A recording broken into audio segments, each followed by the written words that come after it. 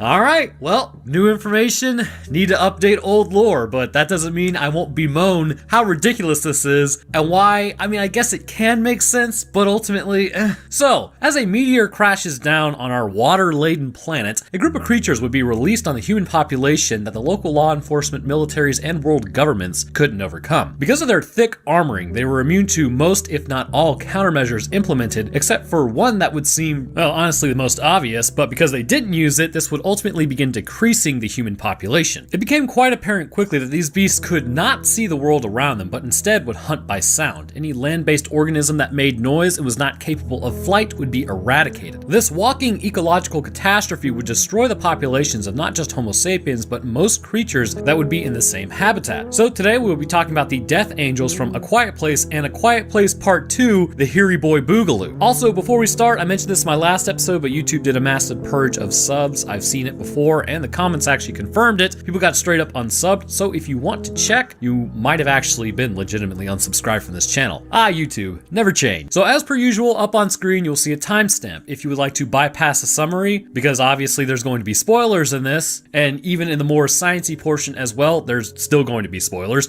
So if you don't want to see that, I'm not really sure why you clicked this. But for all those who want to jump ahead, go there and you can bypass the summary or just check the chapters in the bar. For everyone else, let's get to why, just like in Doom Eternal, likely Australia is once again spared a terrible fate simply because it's already a hell on earth down there.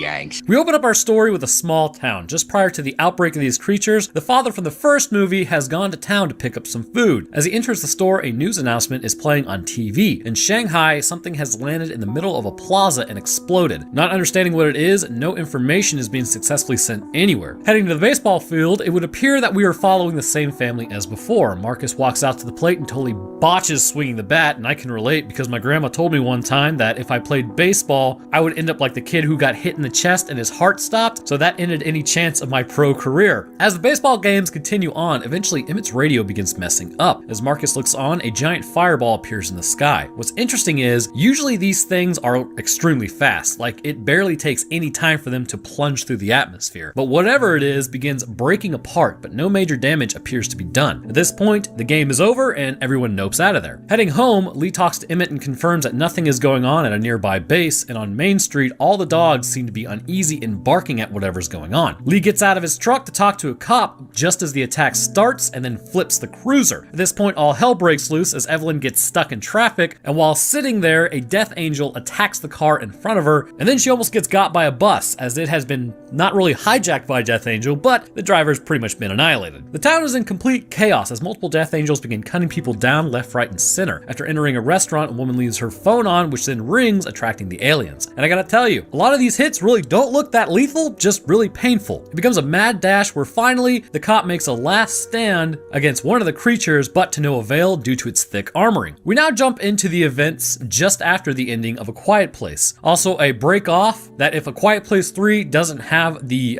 E in place replaced with a 3, we have failed as a species. Evelyn with her husband now resting comfortably in the digestive tract of one of the Death Angels, or probably not, which we'll discuss later, realizes that she needs to GTFO as everything they have, like their farm, home, and bunker, are either flooded or on fire. Reagan goes back to where her dad was working to pick up a map to figure out where the others may be if they are going to get help. She also loads up an amp to use with her cochlear device to persuade the Teethy boys not to eat them. While Evelyn is in the bunker, she eventually finds oxygen canister that she was looking for, as she needs that to keep the child sealed away if they have any chance of surviving after they leave. Reagan lights a fire on the silo as someone in the distance answers, to which they now have a heading on where to go. As the family keeps walking, they eventually come to the last of the sand that they ever put down, meaning that they are going to have to start crunching some leaves out here, just raw dogging it. Heading into the fences around an area, they eventually find that it has been booby-trapped, with Evelyn having actually set off one of these traps. As they take off, Marcus then straight up steps in a bear trap, and his screams alert one of the creatures to their specific location after the beer bottles gave away their their initial position. After finishing off the creatures with the old force multiplier / sonic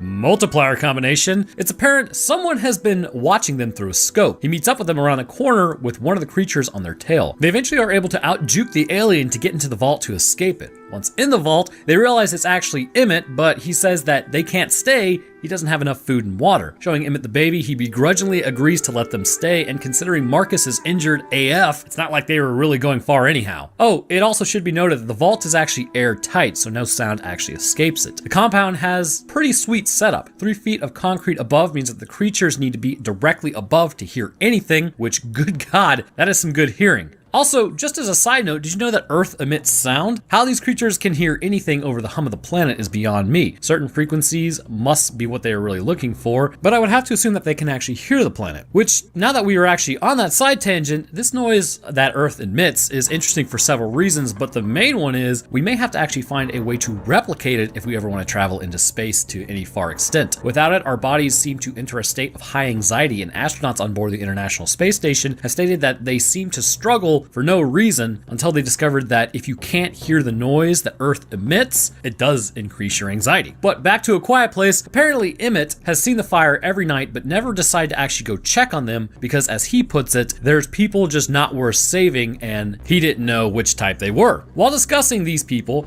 Marcus hears a radio signal playing music. Emmett says the valley actually blocks the signal, that's why they never heard it. Evelyn thinks there might be more people, but Emmett is convinced there's nothing left and he wants the family gone by tomorrow while he goes to check the perimeter. In the middle of the night, Regan then wakes up Marcus. Is it Regan or Reagan? I'm gonna go with Reagan for Reaganomics. She says that there's an island nearby. If she follows the train tracks, she can get there within a day. Marcus says that he will tell, but Reagan says nah fam. Her plan is to broadcast the feedback noise to all radios to allow anyone to have the ability to fight back against the Death Angels. The next morning, Marcus wakes up to water dripping and then finds a note from his sister saying to keep listening as she goes to try to secure a way to stop these creatures. As Emmett returns to his camp, Evelyn then says that he has to go find Reagan. Lee is gone and can't do it, and she has to stay with the baby. So after like a super mega guilt trip that Evelyn lays on Emmett, he eventually does leave to go look for her. As Reagan walks along, she comes across a train station. All that's left to people are their shoes, as presumably they were dragged off by these creatures. Entering one of the train cars, she finds the desiccated bodies of the passengers. Having walked all this way, her feet are bleeding and she needs to get a first aid kit. Going to the front of the train, she finds one and then grabs it, but the conductor's body falls back and scares her, which alerts a nearby Death Angel. Using her feedback defense, she wings the creature but doesn't end it. Before it can attack, however, Emmett gets a shot off, ending it and then saving her before she's taken out. Exiting the train, they get away just before a bunch of the other creatures arrive to investigate the noise. Emmett attempts to talk to Reagan, but she's deaf and she can't hear him, so she tells him to enunciate so that she can read his lips. Reagan attempts to tell him that what she's doing is important, and he insists that he's taking her home, but he's also kicking them out, so why does it matter? And she brings up this point. Well, because it doesn't matter. She's able to straight up convince him to come along to help her on this plan that literally nobody thought of. Like literally, people in the military who are fairly intelligent enough and also get paid to come up with creative ways to overcome barriers didn't figure this out. I mean, sonic devices, which we have now, would absolutely have been used is all I'm saying. Also, back in the bunker, Evelyn checks the oxygen tank and sees that it's getting lower. The next morning, Reagan wakes up and reaches for a cochlear device. Realizing it's gone and not finding Emmett anywhere, she freaks out and runs outside. I'm guessing she assumed that he just like noped out and took the device for himself, which why would he do that? Who knows? I mean, he only has one bunker, so it's not like she couldn't just wander on back. Regardless, he returns back, so it's all good. Now Evelyn is trying to fly the coop as well. The baby gets left with Marcus, and man, that's always a blast. None of the fun of making a baby, but all the responsibility. Evelyn says that she will be back and that he just needs to breathe. Really, all she does is make a pilgrimage to her other son's memorial and then leaves her wedding ring there, and I don't know, I'd probably hold on to mine, but maybe that's just me. She's also heading back to the store in order to find medicine and oxygen for the baby. As Emmett and Reagan look over the bridge, they spot an island in the distance with boats. Knowing that they need to head there, they attempt to walk through a town, which they have the fog machines working triple overtime, but being a coastal town, they approach the docks to commandeer one of the boats and leave to check out the island. Moving on to the docks, however, Emmett sees something, but it was too quick. So this is about to do a ton of jumping back and forth, just as a heads up, because they got like 3 subplots going at once. Simultaneously, for some god-awful reason, Marcus is walking around at a creepy factory at night by himself, and Evelyn is at the store picking up first first aid materials for her son's wounds so they don't become infected. So everything is about to go to crap at once. On the docks, a girl sits with her head down. Marcus finds Emmett's makeshift hospital room for his wife, and then finds her body is still very much there, which freaks him out. As Emmett approaches the girl, she puts a rope around his neck with bells so that he won't move, lest he be attacked by the creatures. So these are the people that he was talking about that are not worth saving. After finding Emmett's wife, Marcus then falls back, making a ton of noise, alerting the Death Angels. Moving back to the Docks Have Eyes, Reagan and Emmett become surrounded as Marcus is running from the Death Angel. Emmett attempts to stop the group from hurting Reagan, which, okay, quick question. Why are their eyes all bloodshot? I still haven't figured out that one. Like, they look kind of like deranged, but it's not really for any particular reason. Like, why do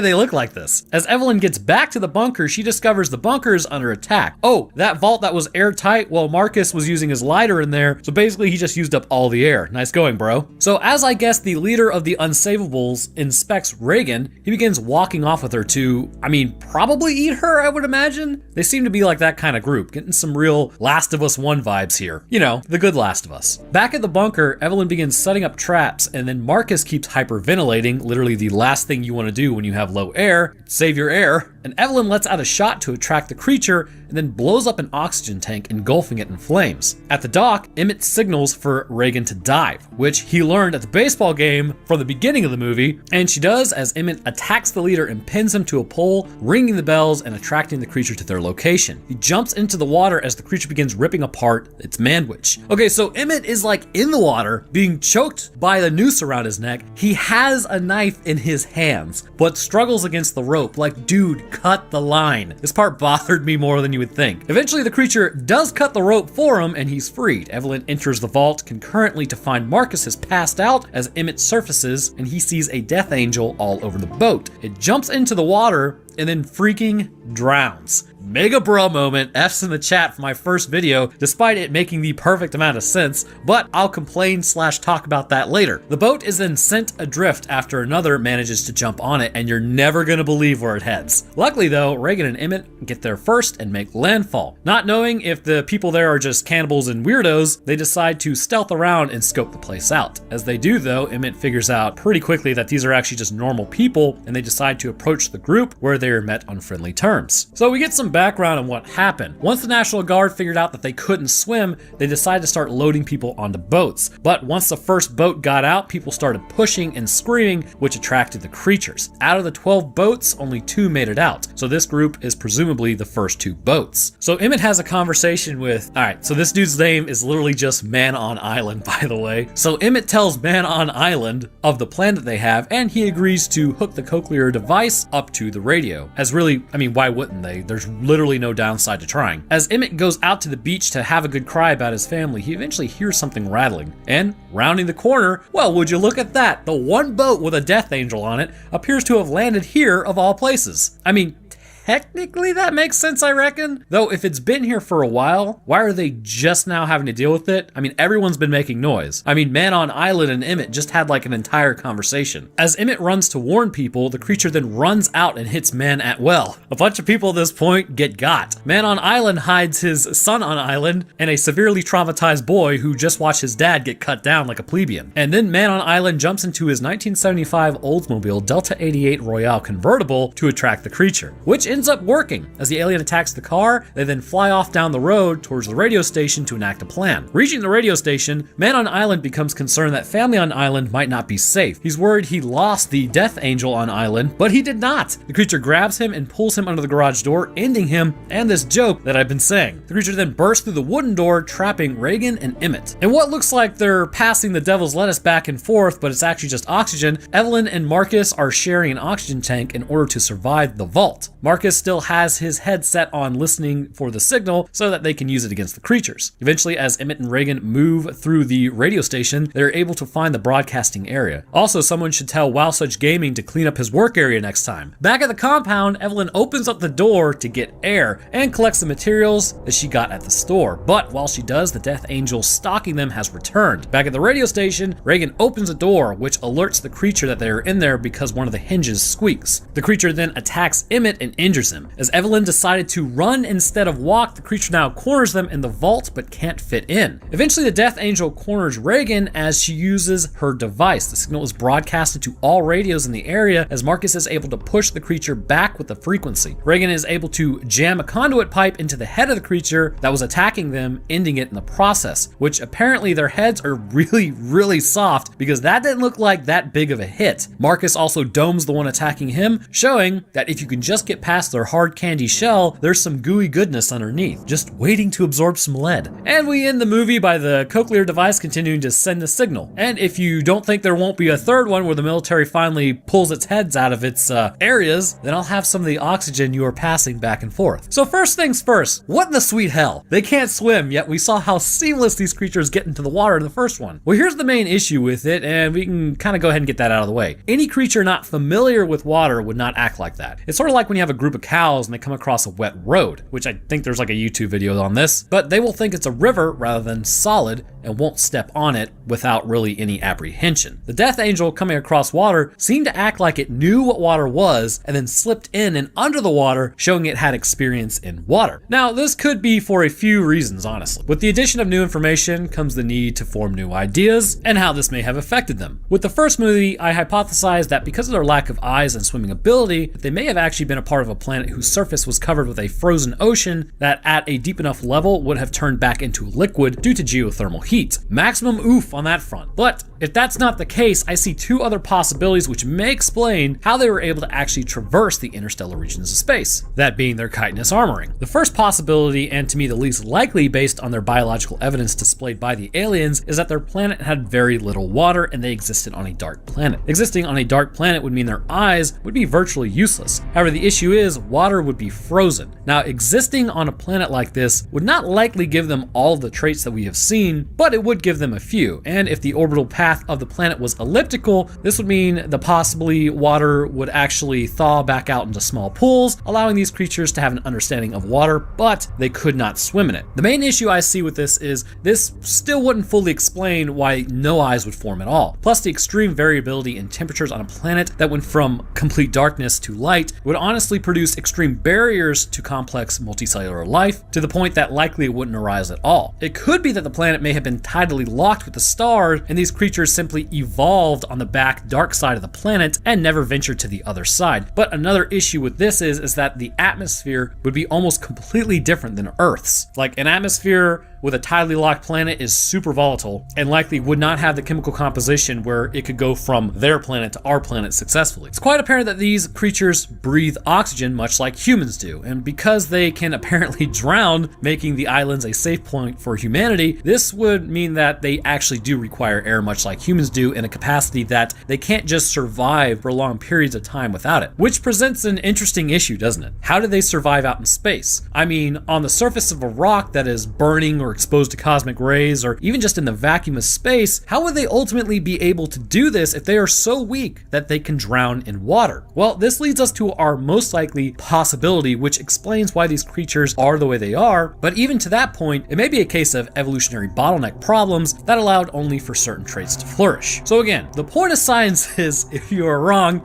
screw it, you change the way you think. Too many people let their ego get wrapped up in the scientific process. Now, if you go and look at the comments, yes, I will still argue a point, but if I'm just dead wrong, I'm just wrong. So I would have to say now, these creatures may have actually existed in caves that could have riddled the planet, and I believe this to be true for a multitude of reasons. So let's cover the supporting evidence that we have seen. The first piece of evidence would be the absence of eyes. Now, as stated previously, this could happen on a planet with low sunlight conditions, but inside of a cave, animals that dwell within usually have poor sight to no sight. And I bet you think I'm going to mention bats, don't you? Well, actually, bats have pretty okay eyesight. They just hunt by sound and echolocation preferably, which we will cover in a second, but concerning specifically lack of sight. This version of the animal is known as a troglobite. These creatures are native cave dwellers. They live within the dark zones of caves and have developed specific organs to hunt, while other senses may not be necessary, like sight, have degenerated away or disappeared completely. Now, the interesting aspect of the Death Angel species is that their bodies are covered with a thick black armoring that is chitinous. In species specifically within caves that are lifelong residents, their bodies are pinkish white in coloring, and this is because they do not have to be protected from the sun's rays. When we look under the chitinous armoring of the Death Angel, we see this coloring, but this is most likely due to the actual armoring over the top of the creature. However, why would the armoring of the Death Angel itself need to be darker in coloring then, and what may have caused this? Don't you find it strange how these creatures were able to survive so long on a hunk of rock? Surely they would have starved over time, or turned on one another. So what may have happened early before the planet was destroyed? Well, it would appear to me that these creatures being cave dwellers would have riddled the planet in caves, as they seem very successful. Having adapted to caves, the reason they are in there may be something as simple as consuming the literal crust of the planet itself, which may explain why these creatures were in there to begin with, and would also show why they have other traits. So let me back up to the chitinous material point before we get too far out ahead of what I was originally saying. I believe now that the Death Angels were eating dirt,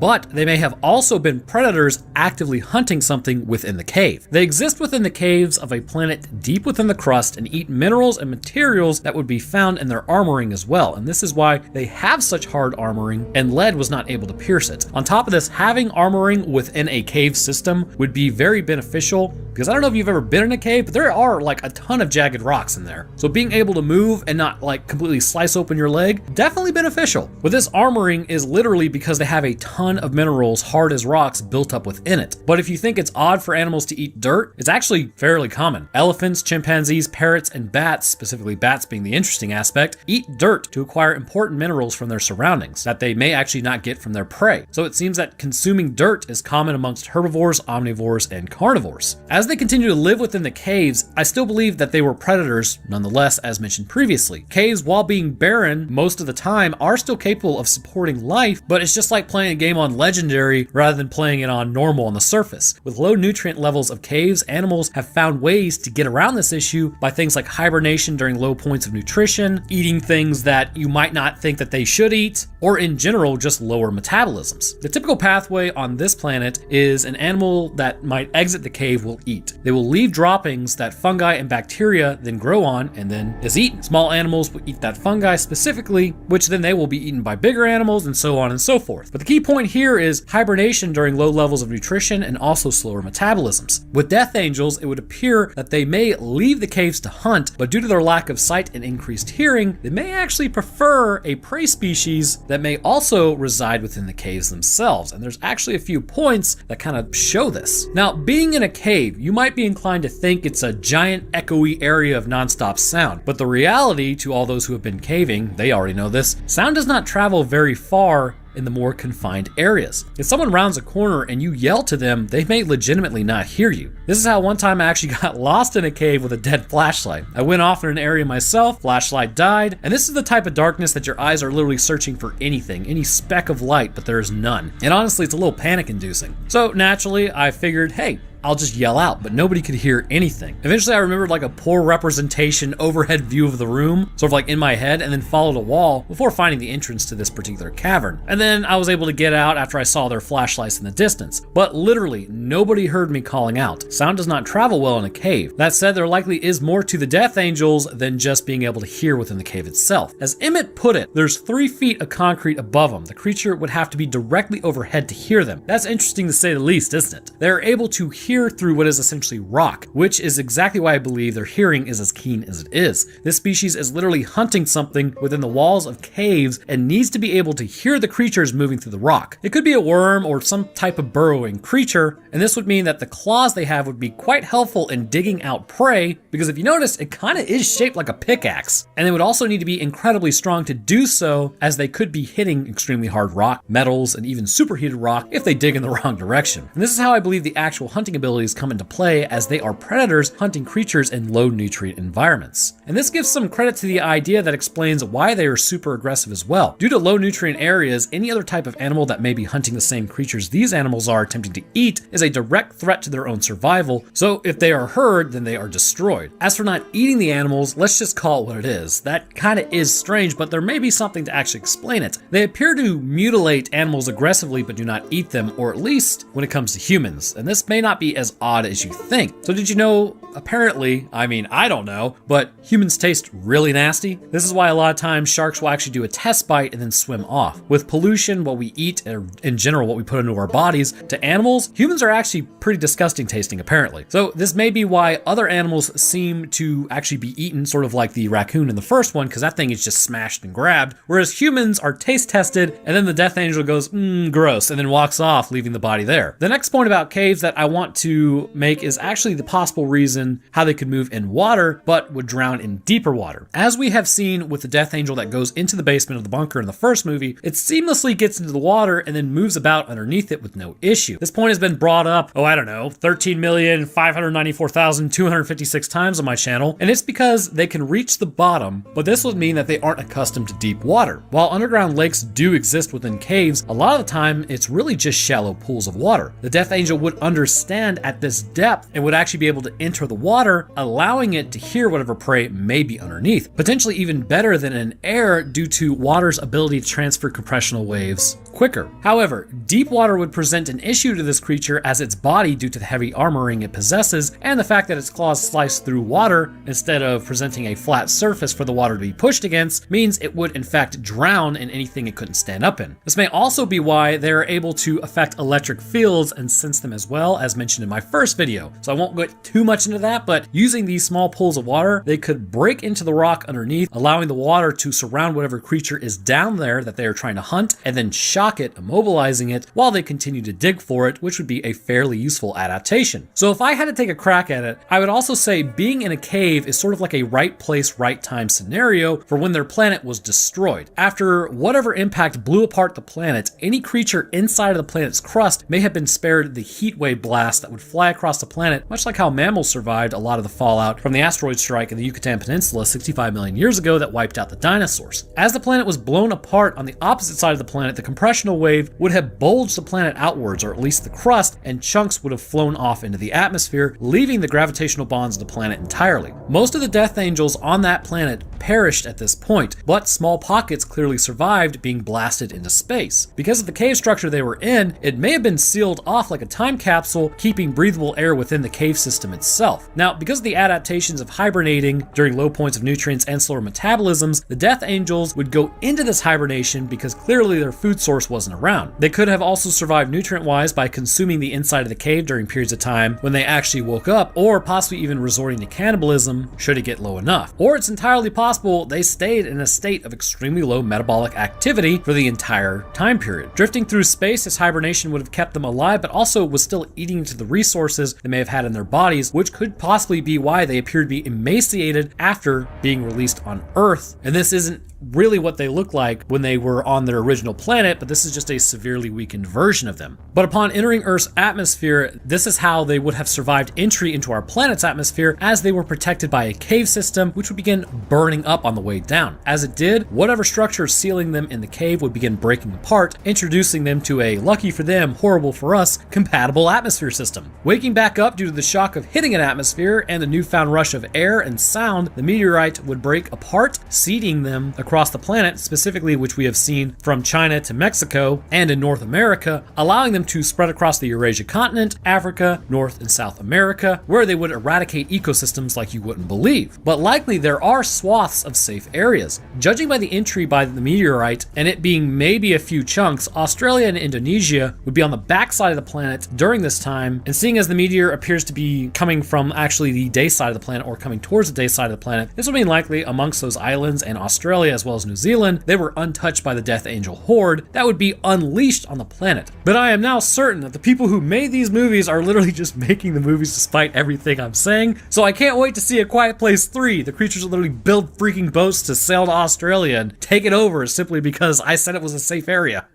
Apart from aliens dropping a mega virus on the planet, completely overwhelming us like in War of the Worlds, or just in general releasing a super predator that would quickly take over the planet as the top species because nothing works on them, a lot of people have probably wondered, what would happen if an alien invasion took place during our current era and scale of technology, and how would our militaries actually fare against such creatures? Well, one of the interesting aspects of this is, what exactly do you do against them? Humans have gotten extremely efficient in taking one another out over the last 100,000 years, from hand hand-to-hand to spears to arrows to swords to muskets to splitting the atom to vaporize everything. We pretty much mastered it at this point, and we really do just like destroying one another. But during the events of Battle LA, after a meteor shower takes place all over the world, and then those meteors actually end up hitting near coastal cities, an invasion would arrive on the shores of specifically California and then numerous other countries to annihilate the native population and take Earth's most precious resource. The question the militaries would face, however, is how do you stop these things? Hailing from a different planet means different physiology, bodily needs, and in general, a lack of organs that we have come to know to be important to life. So in today's episode, we will be discussing the movie Battle LA and the aliens that have descended from the sky, along with their possible origins and why they chose Earth, a heavily populated planet of all places to attack. So as per usual, up on screen, you will see a timestamp. If you want to head there, you can bypass a summary of this movie and then head straight into sort of like the lore and science of this. But for everyone else, let's find out why Sergeant Johnson's statement of "we've all run the simulations, they're tough, but they ain't invincible" applies to these alien bastards. We open up our story to a bunch of chatter from the media, because you know, as they always do, nowadays they just can't seem to shut up about anything, but it's clear from what we are seeing that the military is engaging with something. Cities across the planet are under siege. A military officer talks about how this is a textbook military invasion as a group of soldiers are sent in a helicopter across an open war zone, as Los Angeles does not appear to be doing so hot. 24 hours earlier than this, we meet Staff Sergeant Michael Nance running along the beach. As he does, he starts getting passed by younger soldiers. He heads to his car to ice his knees, and oh god, I felt that. So just for your information, avoid 400-pound plus squats in high school. You will be feeling it around your 30s. Anyways, it's clear that he's older and likely about 3 weeks from retirement. As he drives along in his, I'm fairly certain this is a 1965 Mustang, pretty quality year. He's hearing reports about the meteorites touching down in the oceans tomorrow morning. As he heads in, Nance has done his 20 years in the military and he's ready to get out at this point. So actually, he's like an hour from retirement. So now things are picking up about the meteors. The scientists of Earth didn't detect them until recently, despite usually them being able to detect these things months or even years out. So not important, but we get to meet a ton of soldiers who likely won't make it. Lockett goes out to visit his brother's gravesite, and in general, the soldiers are really just getting ready for like some sort of wedding before their deployment to Iraq. The next morning, the meteors have landed off the coast of 20 different countries, and the United States is up on the chopping block too. Out at the desert military training area, a few Humvees arrive to pull all the soldiers back to base. Nance is supposed to be getting out of there, but then is dragged back with them despite his protesting, as the whole base is being mobilized to deal with the meteors off the coast. Nance is being assigned to a new platoon as the original staff sergeant is on leave. Already, the group doesn't trust him because during his last tour in Iraq, it really just kind of went bad. And also, I know I'm supposed to say Iraq, but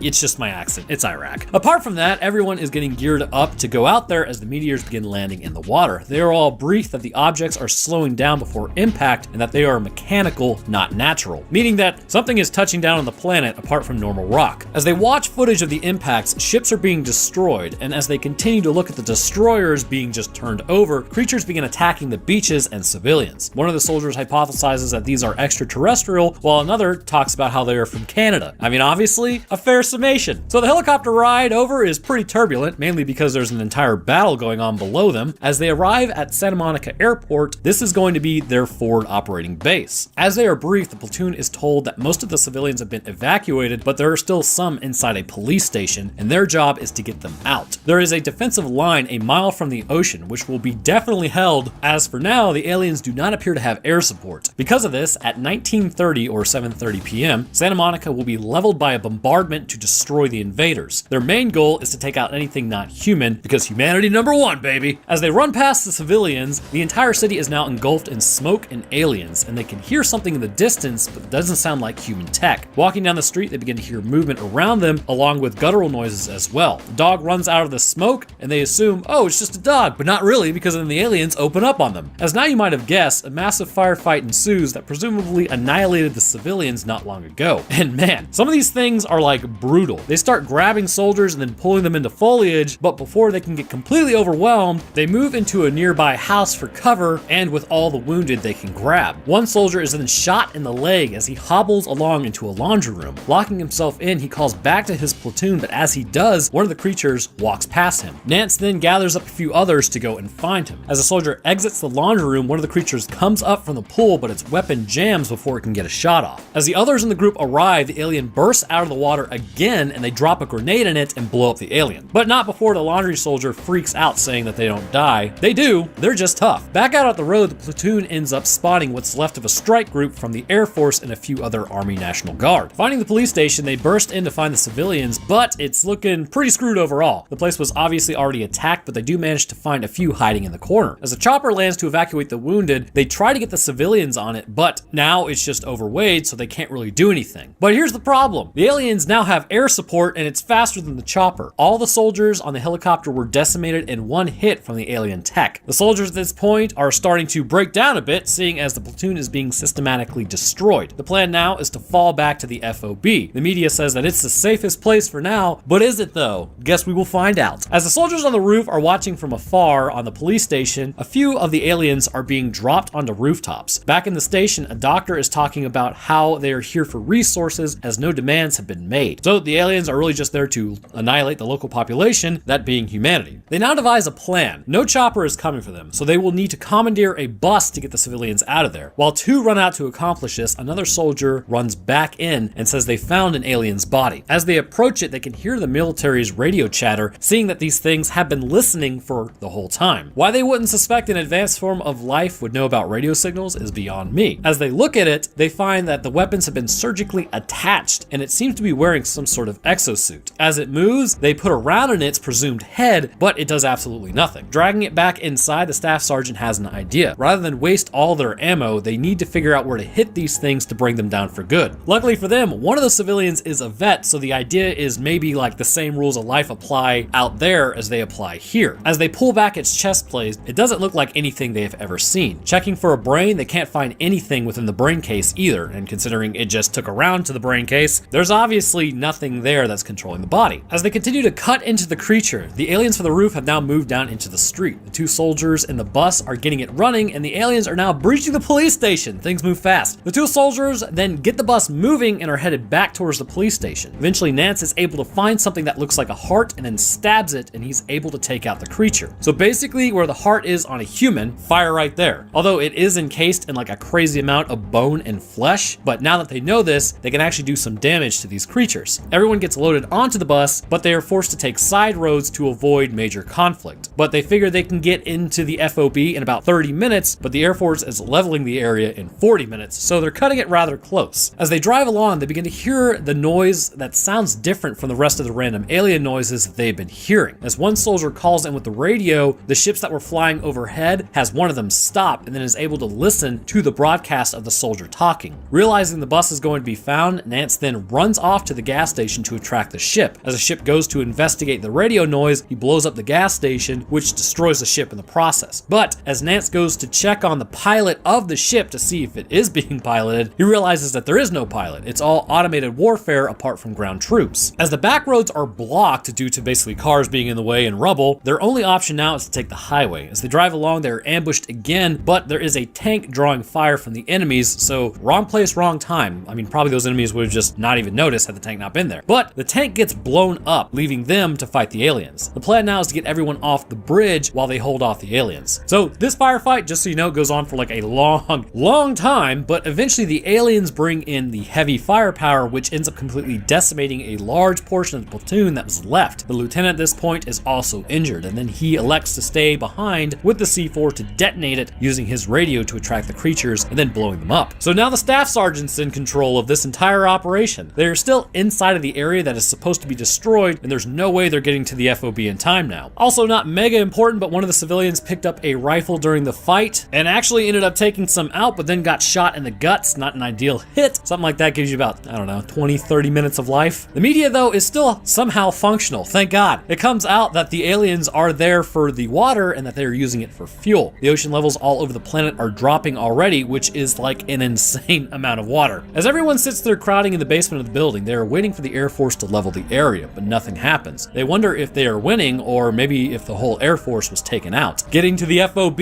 yep, the whole Air Force was taken out. Entering the base, they start looking for maps or really anything they can find to where everyone went. Also, the civilian has bitten the dust at this point, so morale is getting kind of low. Because of this, Lockett finally makes his move on the staff sergeant. The whole platoon is upset at Nance because of Iraq. Nance then rectifies this misconception by repeating who every person was that was lost to show that he still does remember them. And, you know, that finally shuts up Lockett, which, I mean, I get it, but anyways, it doesn't really matter because it affirms his role as leader. Nance gets on the radio and calls out, which definitely does alert the aliens, but then they get out of there. But he gets information on where to fall back to. They get into an LAV-25 because apparently during the Tomorrow War video, calling a C-130 a B-52 is likened to like heresy of the highest order. So there you go, you absolute machine nerds. Regardless of that, they enter a tunnel full of aliens and then just straight start running down everything with the LAV-25, or is it LAV-25? Somebody in the comments is gonna say something, I already know it. Anyways, they meet up with a chopper and get the civilians out, where then they are told that they are abandoning Los Angeles. As they fly along though, an EMP blast hits. They don't know what it is, but something has been screwing with the power all day, as they are told by the pilots. Looking down, they see a blacked out area amongst all the powered areas. Nance requests to land, but they don't have the power to take off again. He then just asks to hover at 40 feet and goes down to recon, and then is joined by the rest of his platoon, probably because of his amp-up speech from earlier. Nance then asks Air Force where she thinks that this thing would be hidden, and she says that it's supposed to be underground. Seeing as the surface is crawling with aliens, they then move into the sewer system. A firefight ensues for just a few seconds because it was just a small patrol. As Nance looks through a hole in the wall, he finds the aliens' forward operating base and how they've been coordinating their attacks and keeping their ships air. Moving back to the surface, they now devise a plan to destroy it. One of the soldiers ascends a destroyed building to call in the strike on the control center. He gets confirmation that it will take about 3 minutes. As he turns around to get off the tower though, a ship blows up the tower, taking him out. So again, a firefight ensues as they keep the target painted for the airstrike. As one of the shots comes in, it knocks out the top of the control center, and this makes the rest of the control center upsetty spaghetti as it attempts to nope out of there. As it does, they call in another strike while the attack continues on them. As another missile comes in, it's taken out by some cannon fodder. Nance then goes in to aim it with a painter, as I don't know what that thing is called, and then gets a direct hit on the control center, blowing it out of the sky. As he does this, nothing is controlling the drones anymore, but the ground troops are still up. They're able to then drive them back and then take the remnants of the control center, giving the military a chance to take back Los Angeles. As everyone is then brought back to base, they are told that they are good to rest now. Nance then begins reloading to head back out and beat some alien cheeks, or whatever equivalent that they have. I mean, this really is sort of like an all hands on deck scenario, although I wonder if they have like something floating around in space that might just totally jack up the planet if they lose. So I believe the first place we should start with these creatures is to first understand what their goal even is and where they are from. In the events of Battle LA, we were told very little about these invaders, what they're doing, where they are from, why they are here, and why they chose Earth of all places. There was a postulation that they were here using our liquid water for fuel, but I mean, come on now, is that really it? You could literally, like, if you're using water as fuel, why not stop at one of the moons around Jupiter and just take all that water? Then they're like, oh, it's because it's liquid water. Well, there's supposedly liquid water underneath the ice,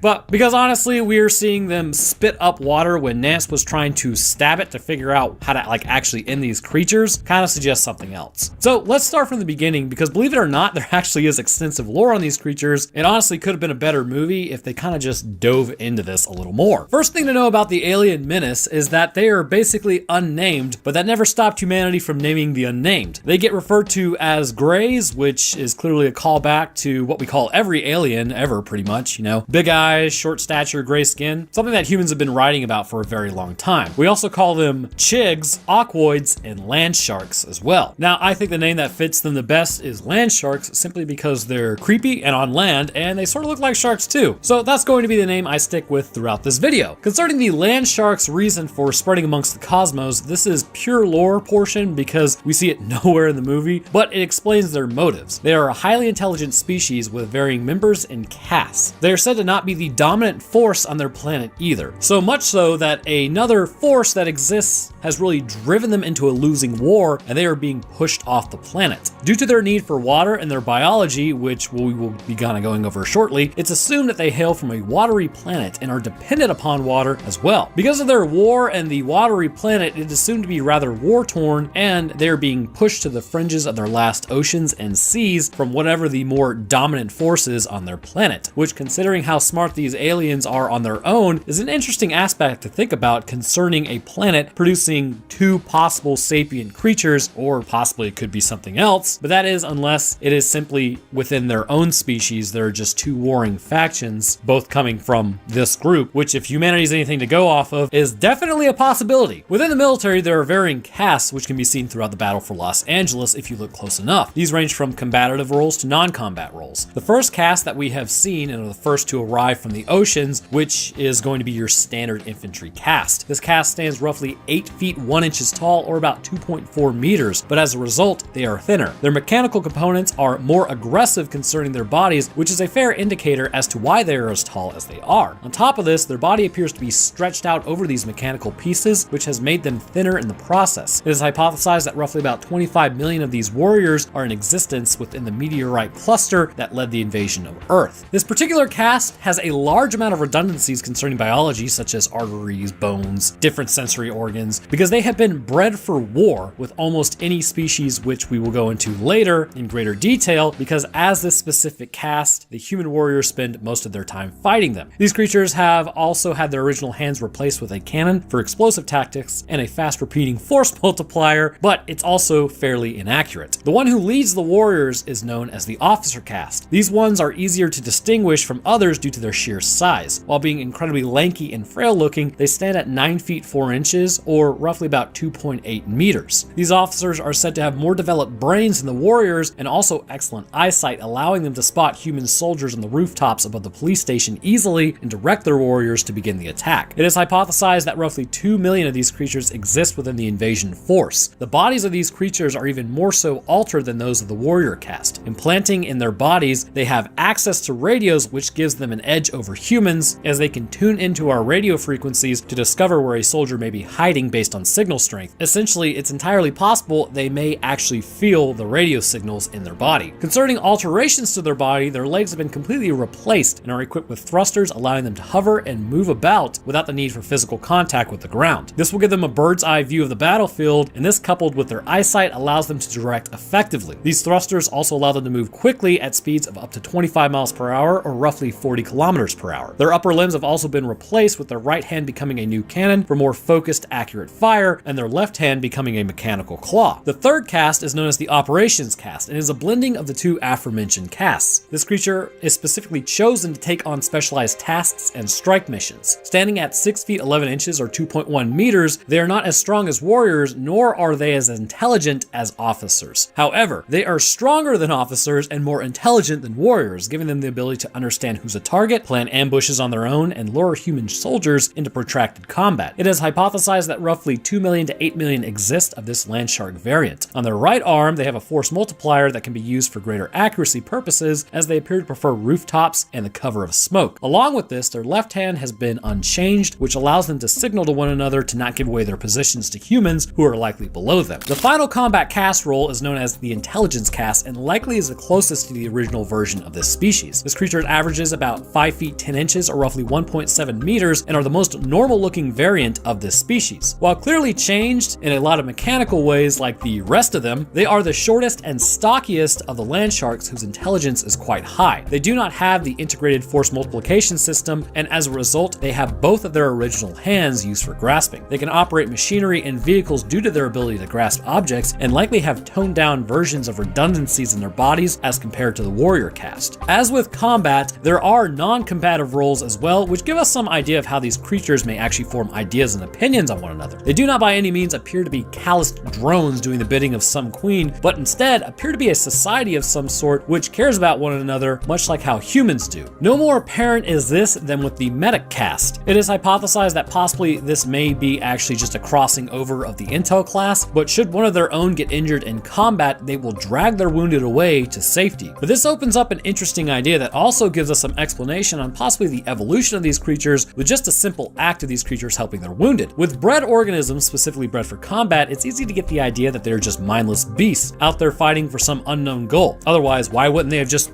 tried to talk to us first? Well, this indicates that these creatures are likely desperate for resources and have no option but to invade and use shock and awe tactics. Concerning their evolution, it looks like they may have actually evolved under the same principles as Homo sapiens did. It's not all that common, believe it or not, for a species to actually individually care for one another of its own kind. Sure, there are examples here and there that we see, sort of like a lion facing off against a group of hyenas where other lions come to its aid, or dogs staying near their owners who are injured and then growling at people trying to actually help, or bears defending their cubs from other bears or other predators. But the reality is, most animals are really only concerned with their own well-being for the most part. Homo sapiens is strange in that aspect. We have taken care of our injured and sick more often than not. It's shown in combat that we will drag our wounded or even than dead away from enemies, and if it goes with our morals, we typically stick our necks out for one another. All in all, while we may be complete asses to each other sometimes, as a species we do try. And then cue the naysayers who go, actually, given our current time, which, nah brah. Despite there being lines drawn, which is like every person ever, and this is always going to be the case with humans, as a species we still do have loyalties to some who we would do stuff like this for. So the whole idea has been ingrained in us for quite some time, ever since we picked up a rock and hurled it at larger predators that may be attacking our own. This idea has turned the tides on stronger animals because as we band together, we are able to more effectively defend our species. The same idea can be applied to the land sharks, which has resulted in their own success on their own planet. And coming from a water planet, there's likely no shortage of predators in their ocean. Because of this, for them to become as technologically successful as they have, they would need to band together to give themselves enough strength to resist predators to allow them to grow and be viable on their planets. And given what we do know about their biology, they certainly are not the strongest nor most capable on their planet, given what's in our own oceans, as sort of like a comparison, which means they would be forced to socially interact to move forward. But speaking of biology,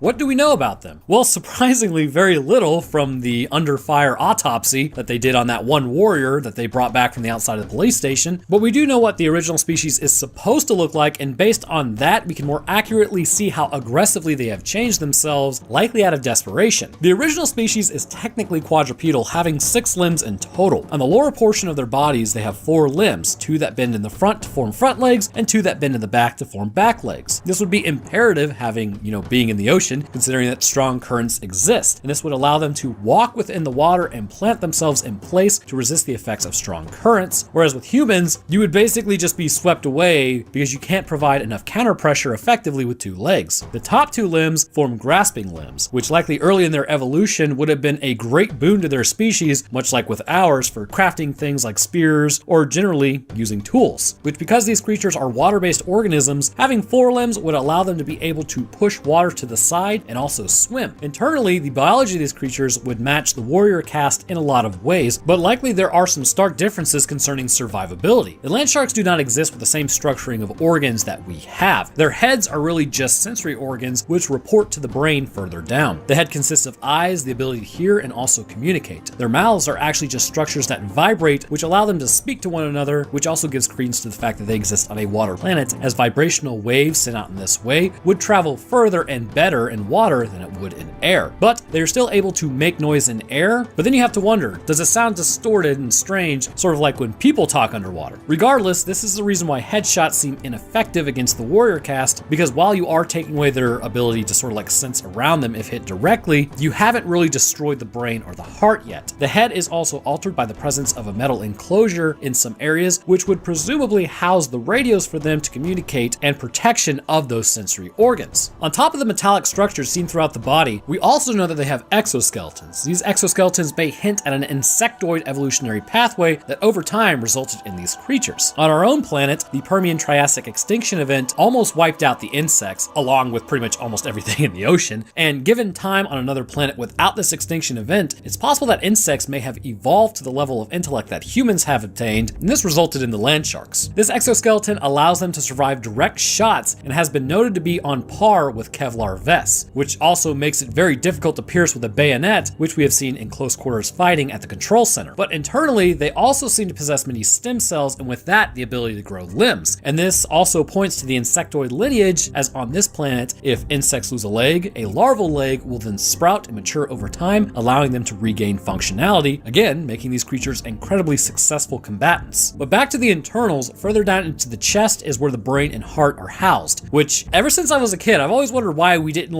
have our brains center mass, considering it's such an important organ. Being close to the heart would sort of be like a no-brainer, but instead our head is located on a delicate outcropping of bone and muscle that can be just straight hit. I've just always thought it was sort of bizarre, but land sharks do not struggle with this problem. Sensory neurons then run down through their necks, likely indicating that there is a vertebral column, which means that these are chordate animals. And this is what makes the creature so difficult to put down. Now, likely in the original version of this species, there is a chamber, center mass, that will house the brain of these creatures, which, considering that they do not need lungs like humans do, would allow room for this to exist. And within this sac exists the heart as well, or at least within the thoracic cavity. And this would allow for the outer body to protect this cavity cavity, and within this cavity, another layer of protection would protect the brain and important organs. This is why the ammo used by human soldiers has such a tough time penetrating it. On the original species, it likely would have been easier to put down these creatures, but the warrior caste was likely bred with desirable traits for combat, and this has been instilled in them, making them tougher to put down. And this is also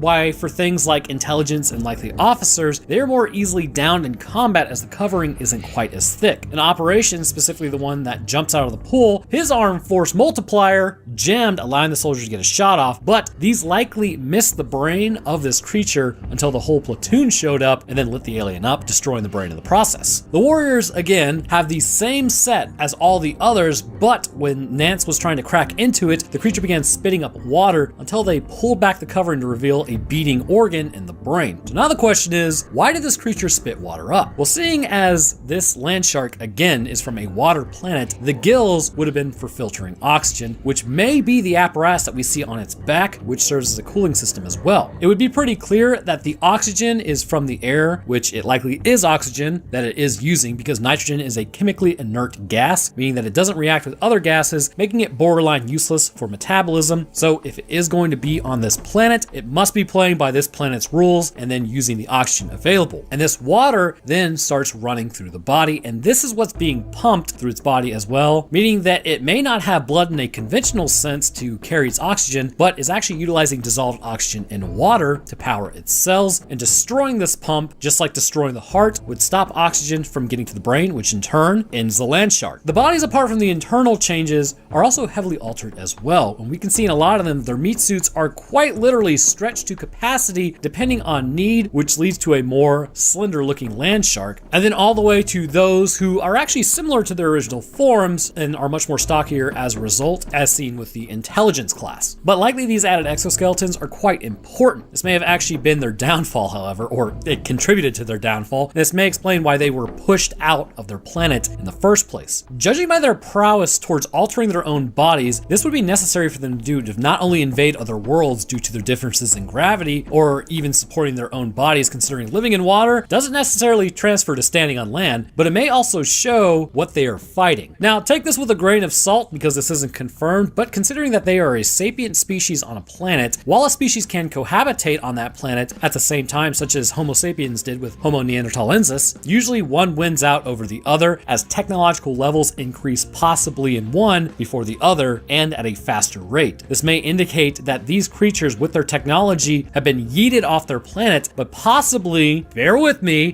due to what we see with their bodies and the machines altering, they may have actually just created machines in general. Considering the links they are going to actually alter their own physiology to fight something on their planet must mean that this is likely a extinction level event. And I just don't see how another species existing over where the land sharks have this much tech, such as with space travel capabilities. What I do see is them being the masters of their own downfall. Sort of like the path that we are on if we don't stop screwing around with AI. So then they have to abandon their planet and seek out water resources elsewhere to survive, knowing that they have nothing to go back to. And this would explain the aggression that they have towards any other planet with water and a native population. Of course, they must not know humanity very well, because this invasion would ultimately be a dismal failure. While using the shock and awe technique to overwhelm the primate race, humans are cunning, and rather than specializing like the land sharks did, we're actually sort of a jack of all trades species. Destroying the control center allowed for the military to re-enter Los Angeles and also let us relay to the rest of the world pretty much how to take out the land sharks. After 18 months of fighting disorganized land sharks, humanity eliminated the threat from the west coast, or ended up just capturing the rest of their enemies, leading to a better understanding of these creatures along with their technology. You know, had they kind of just shown up and asked to swim around the ocean, probably nobody would have really cared, as long as they didn't overfish. Or hell, just set up the colony on the coast and trade, but showing up and getting your face stomped in is another great option. To conclude, I believe this species is one that is insectoid in origin. Over time, it was able to adapt better to its surroundings, and due to its social ability, would band together with its own species to create a technology. Also, take a shot every time I said species. You'll die. But this is why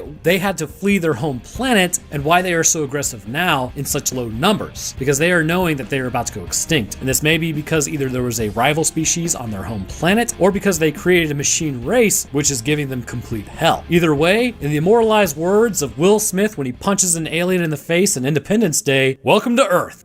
I mean, yeah, I'm not gonna lie to you, this is kind of a weird one. So let me ask you a question. You're walking around, and you discover a bunch of white junk bubbling up from the ground. Is your first instinct to taste it and find out what it is? Well, if it is, congratulations, you've won the grand prize of a parasite eating you from the inside out, while all really just controlling your meat suit. So with that perfect segue set up, deep in the heart of West Georgia, about 30 miles from where I am currently, the same substance emerges from underneath the ground to the interest of some people who find it. Taste testing this material, they determine that it is sweet, and upon further examination, realize it also has no calories as well, making it the perfect dessert food. But the age-old adage of just because it's coming up from the ground doesn't mean you should eat it applies here. You know, that one that we've all definitely heard of. However, because of its sweet taste, it would immediately and without caution be thrown to the consumers everywhere who would become quickly addicted to this white, sweet tasting substance. So in today's episode, we again will be talking about a weird one, but we're talking about the parasitic creature from the movie The Stuff and how it affects the bodies and ultimately the brain of a person, controlling and then piloting their bodies, quite literally like a meat mech. So down in the chapter bar, if you would like to skip ahead to the talking about the parasite, you can actually find the jump ahead point there. But for everyone else, let's discuss this fever dream of a movie and how, I mean, if you haven't seen this, it's definitely worth a watch, but you might have to actually watch it twice because it's just such a bizarre set of circumstances leading up to everything. It's sort of like if an alien read the Spark Notes on human interaction and then was like, oh yeah, I bet I could make a movie that people would watch. And then somehow it turned out to be kind of like a successful venture because here we are. Anyhow, let's get to why A, it doesn't snow in Southwest Georgia, and B, don't eat strange white substances you happen to find on the ground. We begin our story with the most unbelievable aspect. It's snowing in Midland, Georgia. Trust me, it's like 99 degrees in October down here. These people wouldn't just be casually strolling around in the snow, they'd be running to go buy milk and bread. But as one man trots along with a flashlight, he ends up discovering something coming up from the ground. As he tests it, he realizes that it's sweet. He convinces his friend to try it, and realizing that there's enough to sell, a business venture is born. We now jump over to Jason. Apparently he's like sick or something, and he's burning up. He heads downstairs as he's hungry and wants to get some food. Opening the fridge, he sees that his parents have bought the stuff. As he looks at it, he realizes that it's actually moving in the fridge. His dad comes out of nowhere like super aggressive for no reason. I'm guessing the house is like on lockdown, but he sends his kid to bed and then begins eating the stuff himself. We now move on to a group of businessmen talking about what the stuff is. Being the owners of ice cream companies, they have gotten together to hire a business saboteur to divulge what exactly this stuff is made out of. They haven't been able to figure out the ingredients and are losing a ton of business to it as well, which we now meet our main protagonist, David Mo Rutherford, or just Mo because Mo parasitic entity capable of wiping out humanity, more problems. As he comes on board the ship, he begins reciting to everyone what they've been talking about, which disturbs the businessmen to some degree. But as they question him how he knew exactly what they were talking about, it comes out that he slipped a microphone into the pocket of one of them and has been listening in, showing his skills that he has at infiltrating and discovering information without others' knowledge. Having come from the FBI and then been let go, he has been trained in the exact tactics needed to do this. Moving back to the family, as they sit around eating breakfast, Jason finally comes downstairs. His old man, I mean, this dude seems like kind of a chotch. Like, I mean, you just have to watch the movie, but this dude really just needs to settle down. But anyways, he tells his son that he really doesn't want him missing any more days of school for being sick. As his older brother finishes up his breakfast, he goes to get some of the stuff from the fridge, clearly addicted. His brother tells him not to eat it, and the mom grabs it and tries it, and then tries to give Jason some, but he yeets it out of her hands and then runs off. Meanwhile, Mo is at the lab attempting to figure out if his people have isolated the contents of what composes the stuff. The scientist working on it says it reproduces and replenishes itself. As they discuss why the FDA hasn't really released any list of ingredients, another man chimes in saying the whole reason as to why they don't have to is the same reason why Coke doesn't divulge what's in its secret formula either. So they are protected via a law that protects companies' secrets. Realizing he's not going to be able to isolate its compounds from testing it, he decides to go after the marketing team. Heading to a commercial shoot, he ends up talking to the woman who has orchestrated the whole PR for the stuff from the beginning. Attempting to get close to her, he poses as a petroleum liaison, and then he lies, basically telling her that he wants to buy her firm and then put her in charge, which I suppose makes sense. They agree to go get some food together and then discuss the deal. Meanwhile, Jason is having a freak out, rampaging through a store, which you think it'd be easier than it is to stop one kid. He tries to get all the stuff off the shelves and destroy it. While he does this though, some are already addicted to it and then try to eat it, which is interesting in the background, a little bit of foreshadowing there. But eventually, however, they are able to subdue him. Realizing that Mo needs to go to the FDA, he now heads to a member of the FDA who's in charge, or at least was in charge at the time, of the stuff being given the green light. As he enters the home, he finds the man is a little fearful of his dog. However, as they continue to talk, Mo questions Mr. Vickers why everyone else who was around at the time the stuff was okayed either resigned find became recently deceased or has left the country, and about how long it was tested before it was good to go. Mr. Vickers basically says because it's a dessert, they didn't really need to test it at all. All he knows is he eats it and he feeds his dog it all the time. As Mr. Vickers goes upstairs, Mo goes to check the kitchen and finds the kitchen is just completely filled with the stuff. Mr. Vickers then comes back down and hands him the files on where it was tested. Later that night around 3 a.m., Mo stops off at a place to get food and finds that a lot of people are still up and they're all getting the stuff. While that's going on, Mr. Vickers is then straight up attacked by his dog. While the attack is happening, he tries to call for help, but the dog pulls the phone cord out of the wall, interestingly showing a higher level of thought than what is native to just a dog. And then it either begins to eat Mr. Vickers, which I assume it's eating him, either that or it's just infecting him. It's not really explicitly shown which it is. So now Mo is sent to Virginia where the testing took place. He then stops off at a gas station where we see a pretty sweet 1969 Impala in the background, but objectively speaking, we all 1967 is the best model of Impala. Or, as some people say, Impala. It's Impala. Straight up. Anyways, as they begin discussing where everyone is, Mo asks the gas station attendant whose car that is down the road. The attendant doesn't really know, and Mo goes to check it out. As he does this, the attendant runs off into the woods like a complete weirdo. Approaching the car, Mo ends up getting attacked by a man called Chocolate Chip Charlie. He is the owner of a company who was recently bought out by the stuff, and he's trying to find out what happened to everyone as this was their forwarding address. They go to the post office and realize that all the letters are coming from Midland, Georgia. As they talk to the guy who runs the post office, he's acting strangely, but eventually he leaves them to go in the back. They decide that they need to follow him to get some more information, but then they hear a noise coming from behind the door. As they attempt to beat down the door, the stuff is then seen exiting out the window. They then find the post office man's body with his mouth distended way too far. Jumping out the window, they eventually are accosted by a group of men. As they fight them, the bodies begin falling apart as they are infected with the stuff. Before they can finish their attack, they flee on a boat and then go to the next town. Mo asks the diner's waitress to see if they have any stuff, which she says no. However, she's got a ton in the back. Mo and Chocolate Chip Charlie part ways to conduct investigations on their own at this point. Back at a city, Mo is starting to attract attention. A van carrying the stuff tries to hit him after being reported by someone working a stuff cart. After the close call, Mo goes higher up the chain to the distributor of the stuff. After a few words back and forth, their discussion becomes pretty hostile. The distributor then tries to pay off Mo to basically just get him to go away. Then later, walking with Nicole, he finally tells her what he's really doing. He's not a millionaire oil tycoon, but instead is a business saboteur. And then she actually takes it pretty well. He informs her that the stuff appears to be bad, and she starts asking why he hasn't gone to the authorities yet. Claiming that he has no sway with them, he states that he's basically on his own, with this one more so because he doesn't have any proof as of yet. Back at the family's house, Jason is still on restriction. He goes downstairs assumedly to see what's for dinner, and as he enters the kitchen, he finds all the food has been thrown in the trash can and only the stuff is left. His family continues eating the stuff and then tries to get him to, but he declines. His dad goes on about how the stuff kills the bad things inside them, and he attempts to run, but his brother ends up dragging him back into the house. The dad gives Jason the stuff, and then Jason goes upstairs, which you would figure they would want to watch him eat it, but instead of going to his room, he then goes to the bathroom and puts the stuff in the toilet, to which it freaks out and then tries to crawl away, but he flushes it. He then fills up the cup with shaving cream. Going back downstairs, he's questioned by his infected brother. He eats some of the shaving cream to convince everyone he's good to go, and as Jason continues eating the shaving cream, he then goes to throw up. His dad tries the stuff and realizes that it's actually just Barbasol, so as he sprints away from his family, somehow Mo shows up after having read the paper and grabs the kid before he can get got by his family. They evacuate basically to a plane to fly to Midland, Georgia, and which essentially has become kidnapping at this point, right? But it doesn't matter because they're going on an adventure. As Mo and Nicole meet the producers of the stuff, they sent some infected back to the plane to take out the pilots. As it begins seeping into the plane, Jason takes off towards the woods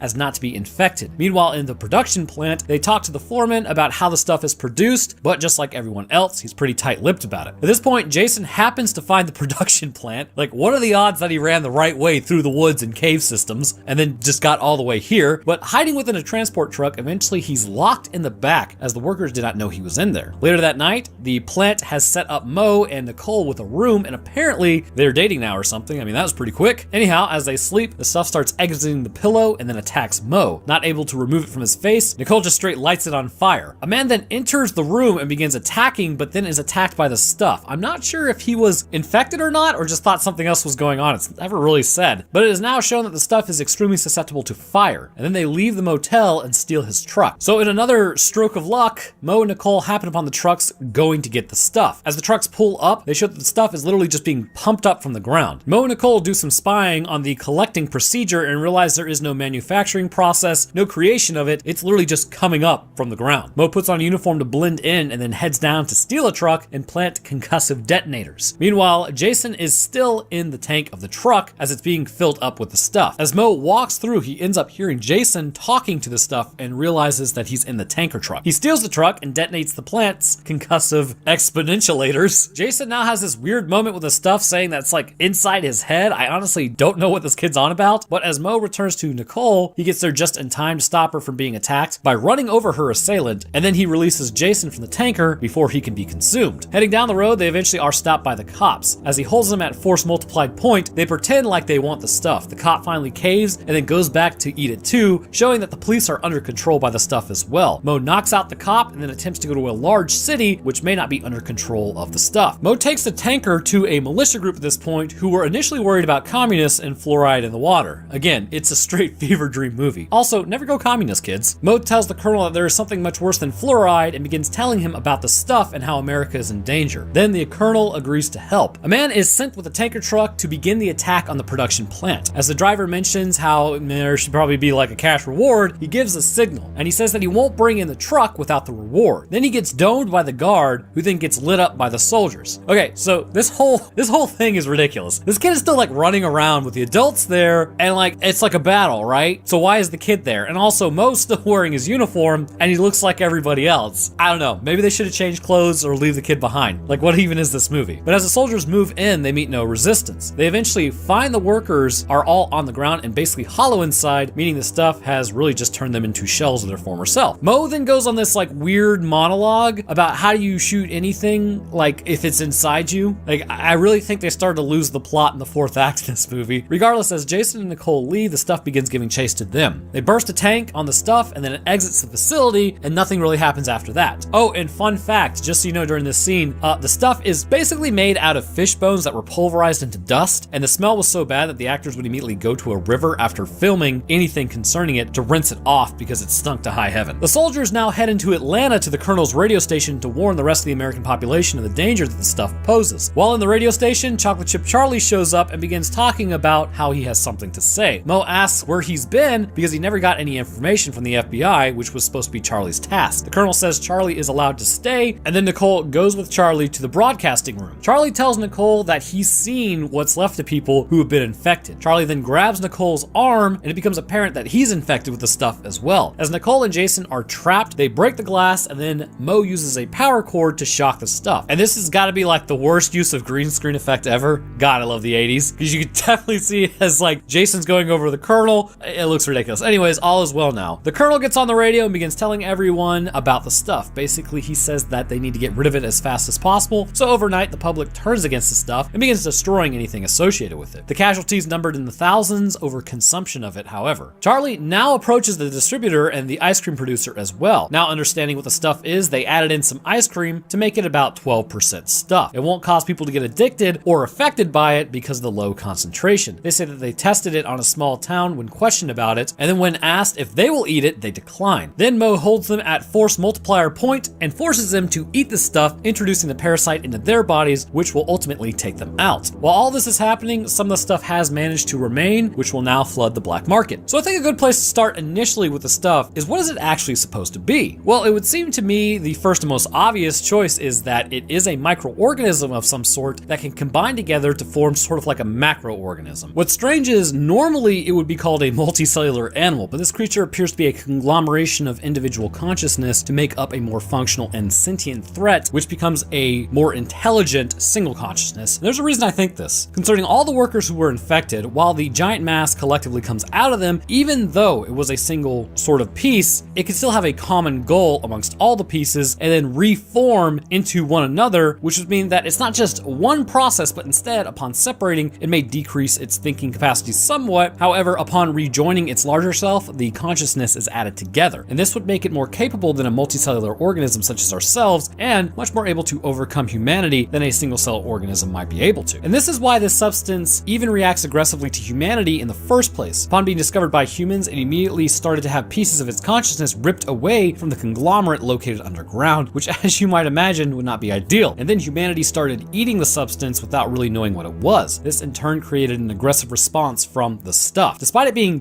parasitic, the reality is it likely was more being defensive and saw humanity as a threat, and thus controlled those who it could to ensure its own survival by continuing to grow itself under the ground, as so it could infect the aggressor species effectively, which would then lead to the downfall of its predator. But the question is, what sort of microorganism would the stuff actually be? Well, judging by its location and the climate that it hails from, considering I know where Midland, Georgia actually is, it's basically about as human as a well digger's butt crack. And I would have to say the stuff is actually a form of yeast for a multitude of reasons. Candida albicans is found virtually all over the planet and is likely to exist on plant surfaces, but what's most interesting is it can exist in soils. The soils is an interesting aspect, seeing as this is exactly where the stuff is located. But it's the effects that are relatively unknown until recently that yeast can actually have on the human body that gives us more credence as to it being aggressive based on what it is able to do to humans neurologically. The first thing to understand about the stuff organism and it being potentially a form of yeast is that it would most definitely not be yeast as you think of it in a conventional sense. Instead, this would need to be an organism that has been under the ground for some time, likely feeding on the matter within the soil itself, and was discovered by human activity. It may be extremely localized to the area of Georgia simply due to the fact that nobody else has found it elsewhere on the planet, and this would mean that likely it is an offshoot of Candida albicans, and likely may even have its own subspecies designation at this point. Of course, the interesting aspect of this being a single-celled colony is that it's capable of what appears to be sentient thought, and would in some cases point to it being otherworldly or maybe have just landed here. However, based on what's in the movie, there are no indicators that support this being the case, and instead it is a naturally occurring organism that is completely homegrown. This may sound odd, more so when you take into account how the organism is able to use its conglomeration of cells to move about, attack, and interact with multicellular organisms on equal footing, but when you take into account that even today we have colonies of bacteria secreting film-like substances to protect themselves from antibiotics, it's not too difficult to see a group of single-celled organisms being aggressive towards anything that might be attacking it. Okay, so let's get something out of the way. This movie was actually marketed as a horror movie, but was originally intended to be a satirical comedy. As such, there are things about the yeast which it may not actually be able to do, as this would really defy conventional explanation concerning how it moves and formulate ideas, but we will still go into what we can and discuss how these cells may be working together in order to form an effective resistance against man, and how it affects the human brain, and also why it became so addicted to humans in the first place. Concerning movement, while not completely impossible for a single-celled organism to move, they typically do so very slowly and in no way quick enough to overwhelm a human being. Well, overwhelm a human being in this aspect. They can definitely get in your body and overwhelm you. But that becomes even more difficult for yeast to move in an environment as such, because yeast cells are considered non-motile and essentially encased in a cell wall, much like how you would find plants encased in cell walls, or at least their cells encased in cell walls. That being said, much like how a Venus flytrap has cell walls, they too can close, allowing them to catch prey. Should the yeast have chosen a more predatory evolutionary path, say to catch insects within the ground to fuel the superorganism it had growing, over time, this may have given them the ability to move and be much more deadly than its ancestors may have been. And this could have easily evolved to fill a niche that was otherwise unoccupied, which we see happening all the time with animals. And this may actually be why this allows them to lumber across surfaces, but something as simple as contracting the underside of the mass backwards while having the top half of the mass move forward, this may allow it to actually achieve locomotion. And this possibly indicates that there are points on the cell's surface allowing it to stick to one another, much like almost a Velcro effect. The ability to stick together but remain a single-celled organism would make them strange in the aspect, as you wouldn't outright call it a multicellular organism, but when together, they're not really a single-celled organism either. They appear to be able to communicate with one another through signaling, likely in a way that is different from, say, neurological activity in humans, but kind of like how the skin cell, when under attack by bacteria from, say, a cut, may communicate with the immune system that there's an invader. These cells are capable, likely through hormones within the stuff itself, to signal other nearby cells, who then signal others, and so on and so forth, to communicate movement, or to hold on to an imminent threat to subdue it. Or possibly, even when humans are harvesting pieces of the upper portion from the ground to reproduce and replenish itself as it's under attack. And this allows it to form a somewhat of a resistance to species that appears to be aggressive, considering it can latch onto a person's face and suffocate them. That said, moving on to the portion of what it does to the human body, it has many other strategies in which it's able to subdue an aggressor and subsequently eliminate the threat that they pose. Upon the stuff entering the body, the first place it would obviously hit is the tongue. It is said to have a sweet taste, yet it's low in calories to having 0 calories. This may sound strange, but it still continues to hint at it being yeast. Likely there is something known as sugar alcohol being produced by the substance. This type of sugar is sweet tasting to humans and has very little calories because it's a sugar alcohol. And this is what what's actually used in a lot of weight loss foods nowadays, and to add in the sweet taste without the caloric intake. Sugar alcohol has also been known to make people crave it more down the line, but there's also still a lot more going on than just the taste of it. As it goes down the esophagus and into the stomach, this is where it'll start to set in. The thing being a yeast subspecies is that it likely does have the cell wall as mentioned previously. Even in regular yeast, it's really difficult for our bodies to break it down, and commonly you'll actually find yeast living within our intestines anyways. So as it sits in the stomach, it would not be broken down, and one of the things that the infected note is that they are never hungry anymore or tired, and they just crave the stuff. Having a stomach full of this would definitely negate any hunger that comes up, as any ghrelin from having an empty stomach that is usually activated to say you're hungry would not do anything because your stomach is full. This is essentially how the mom lost 5 pounds in a week, as she wasn't gaining any nutrients or caloric intake, but her body wasn't telling her she was hungry. Problem is, there is likely another thing happening to her body at this point. After residing in the stomach for a while, it's clear because the organism's ability to move via its own will, it would move into other parts of the intestine. While likely not destroying it yet, it would eventually backtrack into the bloodstream and be swept away to every other part of the body. And there is one portion of the body that would be catastrophically bad, and we call this bad boy the brain. It is known right now through recent research that the yeast sometimes has the ability to travel through the bloodstream, say if an infection were breaking out, and then move through the blood-brain barrier of a brain and into the neurological tissue itself. Once there, it'll rustle the jimmies of the brain's immune cells, which in turn will attempt to destroy the yeast. The issue is, however, this will also destroy the cells surrounding the battle, which can lead to a form of dementia brought on by the yeast. It's really not ideal for anyone. But what's concerning is this is not always effective. We rely on the blood-brain barrier to protect our brains from attackers, but if something like the stuff were to get in, which is completely possible seeing as its yeast counterparts can, then that does not bode well for the person's natural defenses in taking this stuff out. And really, it might not be able to at all. We see after eating a certain amount of the stuff, which the ice cream makers claimed if they kept it below 12%, that it would never get a foothold in the minds, which how they arrived at this conclusion,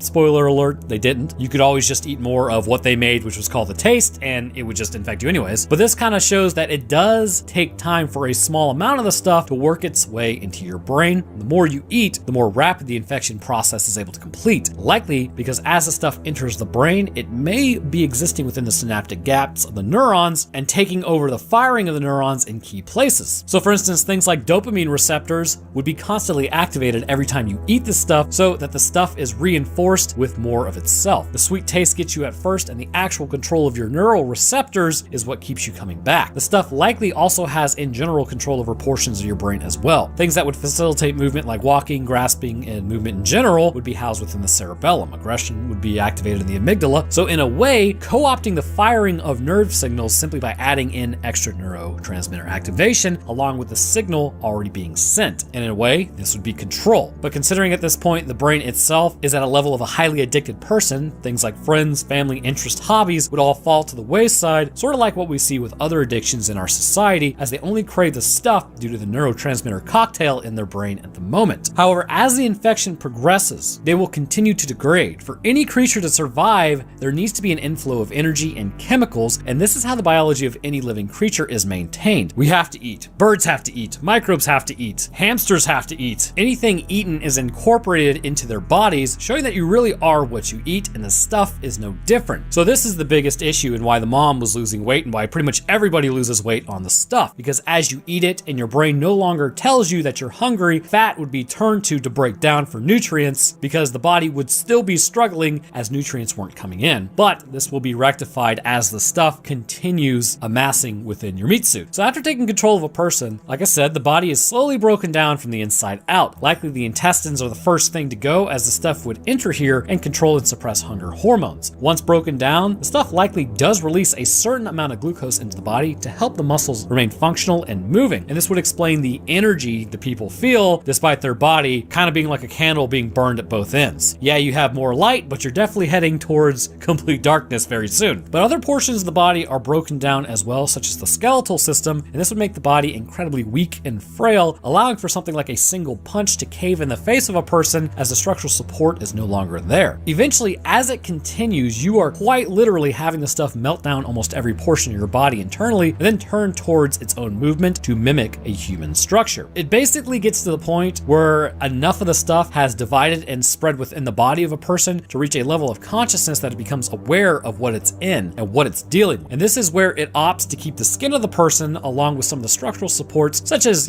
things in the mouth and the shape of the skull, as to mimic a human. The person that it used to be in control of, however, or at least the control of the meat suit, is long gone. And this would allow for stuff to move around in whatever form the original predator was, and then take out localized groups. Say if like a pack of wolves for some reason found the stuff and started eating it, the stuff could take the form of that wolf, go back to the pack looking like them, and then infect the others, eliminating the threat to itself. Or on a more microscopic level, the stuff may be able to enter other invading microorganisms, look like them, enter a colony, and then take out the entire group by being able to interact by wearing the cell's skin. So it kind of reminds you of The Thing, doesn't it? Except in this case, it's a delicious paste found in the ground, which we would totally eat without knowing what the name of all that's holy is in this thing. Whether it's the stuff, the thaw, the descent, it's probably going to be ridiculous if it starts with the. And for some reason, as usual, I'm here to deliver on that science concerning these things, apparently. So on the 4th of July, way up in the hellscape known as Maryland, don't let the name throw you off, an outbreak of an unknown disease would begin spreading rapidly. Appearing to be associated with the water within the Chesapeake Bay itself, people would begin being covered in boils and lesions before finally succumbing to their wounds. As the CDC and doctors alike were trying to figure it out, the entire town would go dark, resulting in containment procedures being ordered and the survivors left in the town cut off. So in today's episode, we will be discussing the movie The Bay, and why actually, maybe not to this extent, but I could totally see humanity being the designers of their own downfall, at least in this small town. But first, this episode is sponsored by NordVPN. It seems like every time I make these, the internet just kind of gets worse and worse, doesn't it? Well, if you're like me, then likely you want a few degrees of separation between you and the world, and NordVPN is helping you take control of the internet experience so it doesn't feel so sketch. If you head to nordvpn.com/Roanoke or click the link in the description, you can get a 2-year plan with an additional 4 months for free. My favorite part about NordVPN is the security it offers me. With my internet data staying behind a wall of encryption, double protection to change my IP twice to cover web traffic when I make inflammatory posts about why 1967 Impalas are objectively the best year of Impala, or how you can change your location to anywhere on the planet in order to bypass geographically locked content by choosing one of their over 5,400 servers in 59 different countries. So that's pretty awesome. So if you're ready to take back your internet security, then head to nordvpn.com/Roanoke or click the link in the description to get protection for 2 years with an additional 4 months free. And if you don't like it, it comes with a 30-day money-back guarantee. So if you've been thinking about it, there's really no risk for you to go ahead and check it out. But all right, let's get back to it. So up on screen, you will see a timestamp to jump to if you want to bypass a summary, but you know what's weird about this movie? Apparently it was made by the people who also made Paranormal Activity. I'm just not sure it works well with a wide open town instead of like a confined house. But apart from that, you can jump to the science portion where we will talk about how this threat grew wildly out of control. But for everyone else, let's see why you shouldn't dump thousands of tons of chicken turds into a water supply that you intend on drinking. So we start off this fun adventure into the lesion-filled movie with the news reporting. And what's interesting is these are actual news reports taken, like in real life, of thousands of fish meeting their end. It can happen a lot in times of algal blooms or certain bacteria begin growing wildly out of control within a water system, but the fish are usually a pretty good indicator of health of the water. And who eats those fish? Birds. During this report, they also begin talking about how birds are just falling out of the sky as well. Some real apocalypse stuff to get the juices flowing. We now see a reference to the story that we were about to see, but was never made public. So let me set this thing up. It's sort of like a found footage style. There's really no main character, but instead a whole bunch of different people getting got by the same thing. However, we meet Donna, who's an aspiring journalist, on a Skype call, getting her story out there. She has been tasked with covering the July 4th festivities in Claridge, Maryland. She's attempting now to speak about what happened during these events and how the town was affected during this time. On the morning of July 4th, everyone is pretty stoked on America. It's 2009. The world isn't entirely a flaming hellhole. I say entirely because I think 2009 was a good year. So as Donna begins covering everything going on, she starts interviewing random citizens about what's happening. Not really what's happening like bad things, just what are you doing this 4th of July? They also have a crab eating contest, which sounds awesome. Personally, I think I could wipe out an entire crab population, but she begins talking about the town's stats. It's a small town of around 6,200 people with a massive chicken farm, and the town exports it to basically keep running, and apart from that, the summer tourism is really what the town's other main income is. As she interviews the mayor of the town, she mentions about how she didn't know he was so culpable and was almost really responsible for the downfall of the entire town. but she seems pretty disgusted in hindsight. So remember, it's found footage, so it jumps around a lot. Rewind to 6 weeks before the events of the 4th, the first signs of things about to go to complete crap were already emerging. The bodies of 2 scientists were found in the bay. Problem was, however, the bite marks would seem to indicate that they were sharks attacking them, but it was on the torso and abdomen, which did not seem consistent with normal bites of the sharks that may have entered those waters. Another issue was the water is brackish, and sharks typically do not like to enter that form of water, which left a lot of rescuers stumped as to what attacked them. Ergo, their end was listed as unknown. These 2 scientists were tasked with keeping an eye on the bay. Examining some of the algae they found, this would indicate that an unnatural nutrition level has entered the water itself. So they continued their work to figure out what was going on around and near the bay. Just prior to this, citizens were actually kind of getting rather upsetty spaghetti as the mayor's company was dumping a ton of chicken turds into the bay, which was what the fishermen used to really just catch their fish. The mayor fires back saying it's not really his problem and the EPA needs to keep up with that. Now that's using the old brain case. Pass the buck, my boy. Meanwhile, some citizens don't really care about the chicken turds in the water. However, the video evidence would say there's probably way too much. The issue began to arise when the desalination plant was set up to give the chickens water and also supply the community with water as well. They assumed it was clean enough to drink, be used, and everything was good to go. But as we will find out, that's never really the case, is it? As the July 4th celebration continues, however, we begin to see things aren't going right. A woman is then seen walking down the street, bleeding from her wounds on her body, screaming that she needs help. So if you don't know about the bystander effect, it's basically when somebody asks for help, a crowd has a tendency to stand there because they don't really want to engage. So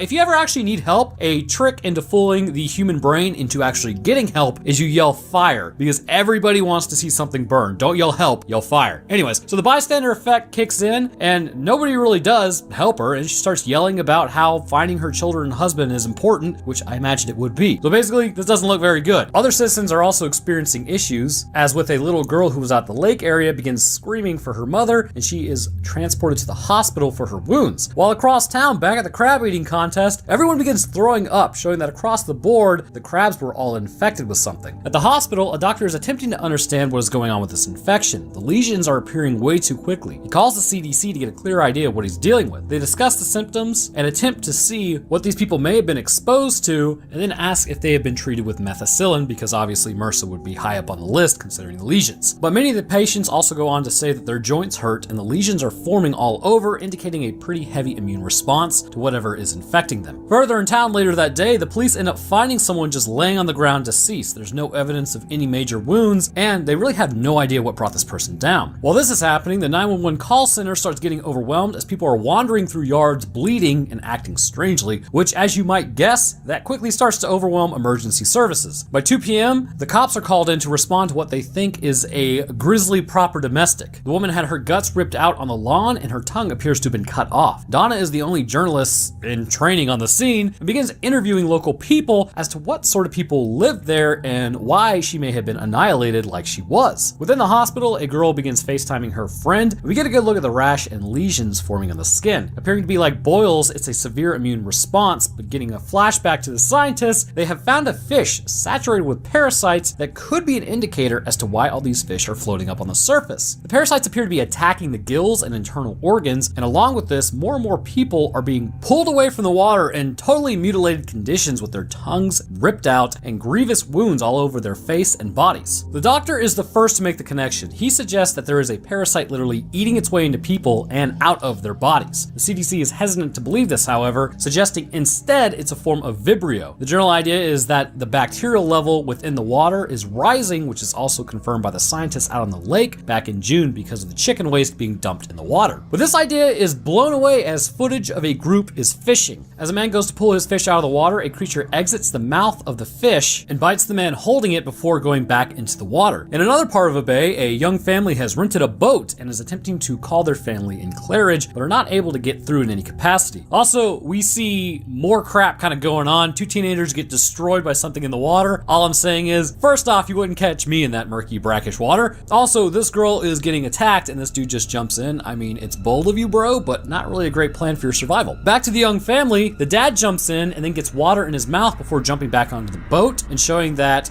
he's totally boned. As scientists continue to explain what's happening within the bay, they conclude that over 40% of the bay is actually completely barren of life now. Again, they think it may be bacteria or some type of algal bloom completely clearing out the area, but they still aren't 100% sure and know that they are really gonna have to go diving down to see what's going on in the water. Back at the hospital, within 1 hour, the doctor has now doubled his cases of people with lesions and wounds along with missing tongues. They still continue to suggest it's a fungal outbreak, but that still would not explain the missing tongues. The hospital is in complete chaos at this point, with people overflowing the waiting room. In that room, the grandmother of the young family tries to warn them about not getting off the boat as something is wrong. As the family continues trying to go to Claridge, they begin passing empty boats floating around freely. Okay, so this is the part that kind of made me laugh like you would not believe. So they're interviewing this guy and they ask him if there's anything that causes sickness. The guy goes on to be like, well, there's chicken excrement, bacteria, you know, all the normal things. And then he just casually throws in that there's a nuclear reactor leak in the bay that's not scheduled to be an issue for 5 more years. Like, okay. Then they straight ask if people are drinking the water. And he's like, what? Don't be crazy. It's brackish. Oh, except for seepage in the wells. And of course the desalination plant to make the brackish water drinkable. So yes, you turd Ferguson, people are drinking the water. I just don't get why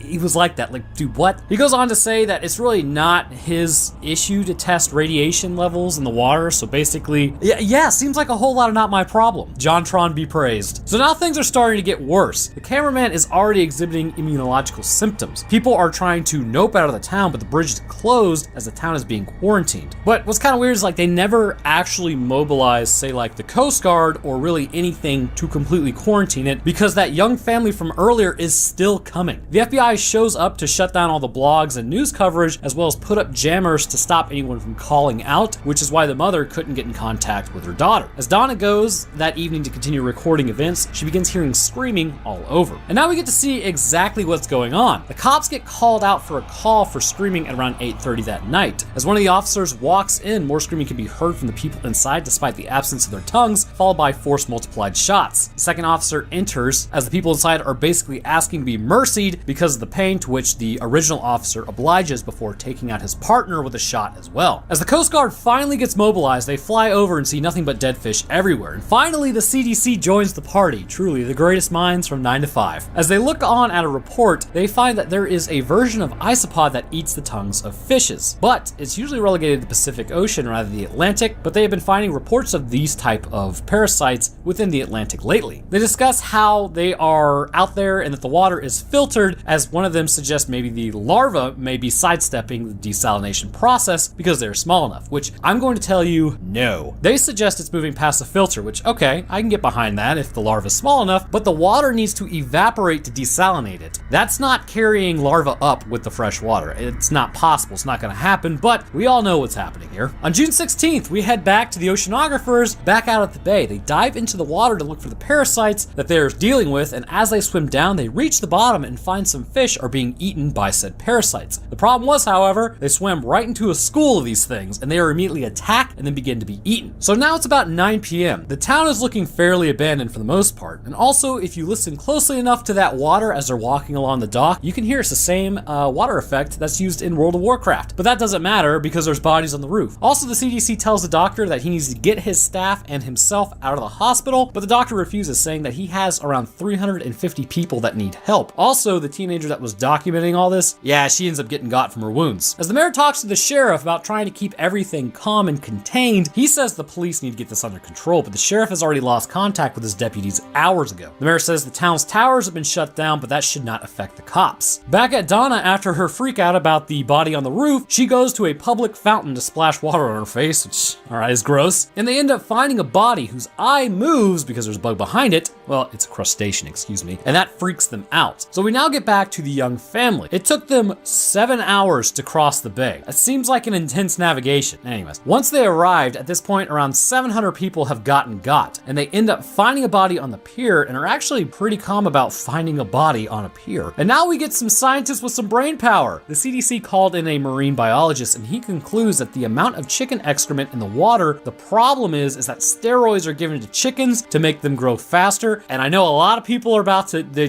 gonna go down in the comments and write something. This is just what the movie says. We'll get to that in a minute. But they're dumping into this water and has laden the water with steroids, which can make isopods grow by 50 to 60 times their normal size, quantity, as well as the speed at which they grow. As the family enters Main Street and they find the road littered with random bodies, people actually went to Main Street to get help. And look, all I'm saying is, in that situation, you lay low, like real low. You don't touch anything because you don't know what's contaminated and what's not, and you don't know what's contaminating things. But now we see the outcome of a prolonged infection. Finding the deputy's car, the officer from earlier stumbles to the back of the car, telling the sheriff and mayor to go away. He continues to threaten them, and the sheriff gets out to help. However, the deputy pulls the force multiplier on the sheriff and then takes his shot. He then domes himself, leaving just the mayor. Back in the antique shop, the family contacts their friends via Skype, as apparently the internet is still working, which seems kind of like a critical thing to shut down. But as they talk, they realize the husband is infected at this point as well. Meanwhile, back at the hospital, things are basically completely screwed. None of the patients survive. The doctor is the last one still up and walking around, and he knows it's an organism eating the people because it's eating their intestines, kidneys, livers, brains, everything edible, which is basically all of them except for the bones. And at this point, the doctor is covered in the rash too, and he knows he's basically screwed as well. So we flash back over to the mayor, who's now driving like a mad lad for really no discernible reason. I mean, I know that would kind of rustle your jimmies a little bit, but he's just like flying through the road like these aren't zombies, dude. Anyways, as he does, he gets hit by a car and has survivable injuries, but succumbs to them as there are no emergency services. As the husband has an isopod come out of his neck from getting water in his mouth earlier that day, it's not mega important, but his wife goes out with a baby to jack a cop car and get out of that town. We get like one last jump scare because you know we have to do that, which she ends up just straight taking this woman out. I don't know how she did that. All she did was shove her. I mean, structurally speaking, their bodies shouldn't be any weaker than a normal body. They're just kind of being eaten. I don't know, unless it just bit into an aorta or something. Anyways, and this woman does the smartest thing possible though afterwards. She gets her baby and she literally just walks out of the town, which everyone could have done who was freaked out by this. Anyways, the town afterwards is quarantined for about 3 days, and some people actually were infected but never became sick, interestingly enough. A ton of chlorine was then dumped into the bay to eradicate the isopod population, but at this point the bay remains still 40% barren due to the isopod outbreak. So here's the first thing I'm going to say about the whole movie, just to summarize the events real quick, because it may seem odd that this hasn't taken place anywhere in the US in this universe, considering that likely this would be a common practice of dumping chicken turds into the water if you live near it. Growth hormones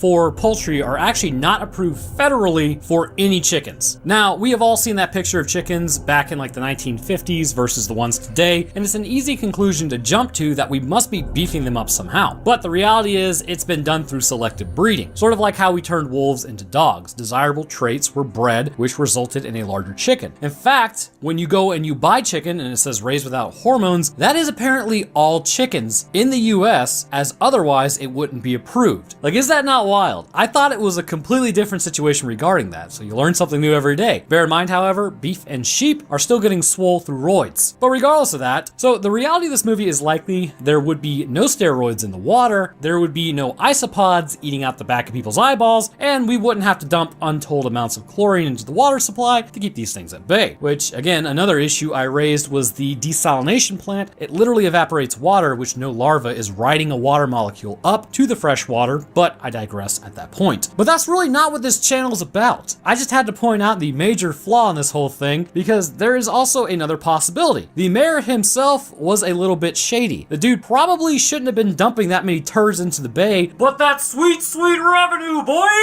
So we can take an extra step here as well and possibly conclude that the mayor, having owned the chicken factory, likely may have been boosting the growth potential of his chickens as well, and really just hadn't been busted yet. Seems like a dumb risk to take, but considering he was also running for election and was blatantly ignoring the fishermen in a fishing town and their needs, maybe the dude wasn't the sharpest tool in the shed either. So let's just assume that the steroids were being used on the chickens to boost growth rate. The pathway that this would take is as the steroids are given to the chickens, they would continue, but the anabolic compound in some capacity would ultimately exit the chicken and end up in a giant excrement pile. Once there, they would be dumped into the water and immediately dissolve within that water due to current turnover and movement. This would have a whole host of issues besides just giant isopods, but that does explain their generalized movement and behavior. Algal blooms would be the first to be investigated into, as well as bacteria. The excrement would provide the nutrients for algae and bacteria, which in turn would have some fairly detrimental effects on the environment and ecosystem alike. Fish would begin going belly up rather quickly, which in turn would impact the food web of the bay. Without new seawater really entering in any major capacity, which it is a bay, so it's pretty much protected, and this can also be seen by how calm the water is, this would allow for the steroid and nutrient levels to continue amassing within the water. The nutrients themselves are astronomically terrible, but the real issue is what affects humanity, am I right? As the steroids continue to increase in parts per million due to the calmness of the bay, eventually it would begin affecting the isopods within the water. The thing to understand about these creatures is they aren't necessarily supposed to be there, but with climate change and as we continue sort of like not terraforming Earth, but literally Panama Canal it, you just basically connected the Pacific and Atlantic Oceans, this has actually caused them to come into the Atlantic, and we're starting to find them all over the Atlantic as well in real life. So just so we are all aware, it likely is coming through possibly the Panama Canal, because the Arctic and Southern Oceans around South America aren't really a good crossover point because of how frigid the water is and how violent the currents are. And this may explain why they're in the bay in the first place, because it is calmer water. Continuing on, these steroids would eventually enter the surviving fish and bodies of the isopods themselves. Being that it was what they were eating and also existing in themselves, it would have continued to saturate their bodies. So the first place to start with is really to explain the growth and what does a steroid actually do. Taking our bodies really as the standard since we are human and it's more easily understood, but basically to grow a human, say like a bodybuilder or chemical bodybuilder, many different substances are being taken, but the main one is a anabolic steroid and something like human growth hormone. The steroid can mimic things like testosterone, which would be important later, and this can lead to a higher rate of muscle growth, better ability to recover, and more nucleation of the muscle as a side result from increased lifting. The human growth hormone is what actually allows for the body to grow. With higher levels of HGH, muscles packed on quicker as metabolism is increased, and this can lead to good things like repaired muscle, healthy tissue being added to our brains and organs, and burning fat. The issue is, however, it's sort of like burning a candle at two ends. There are definite good effects to it, such as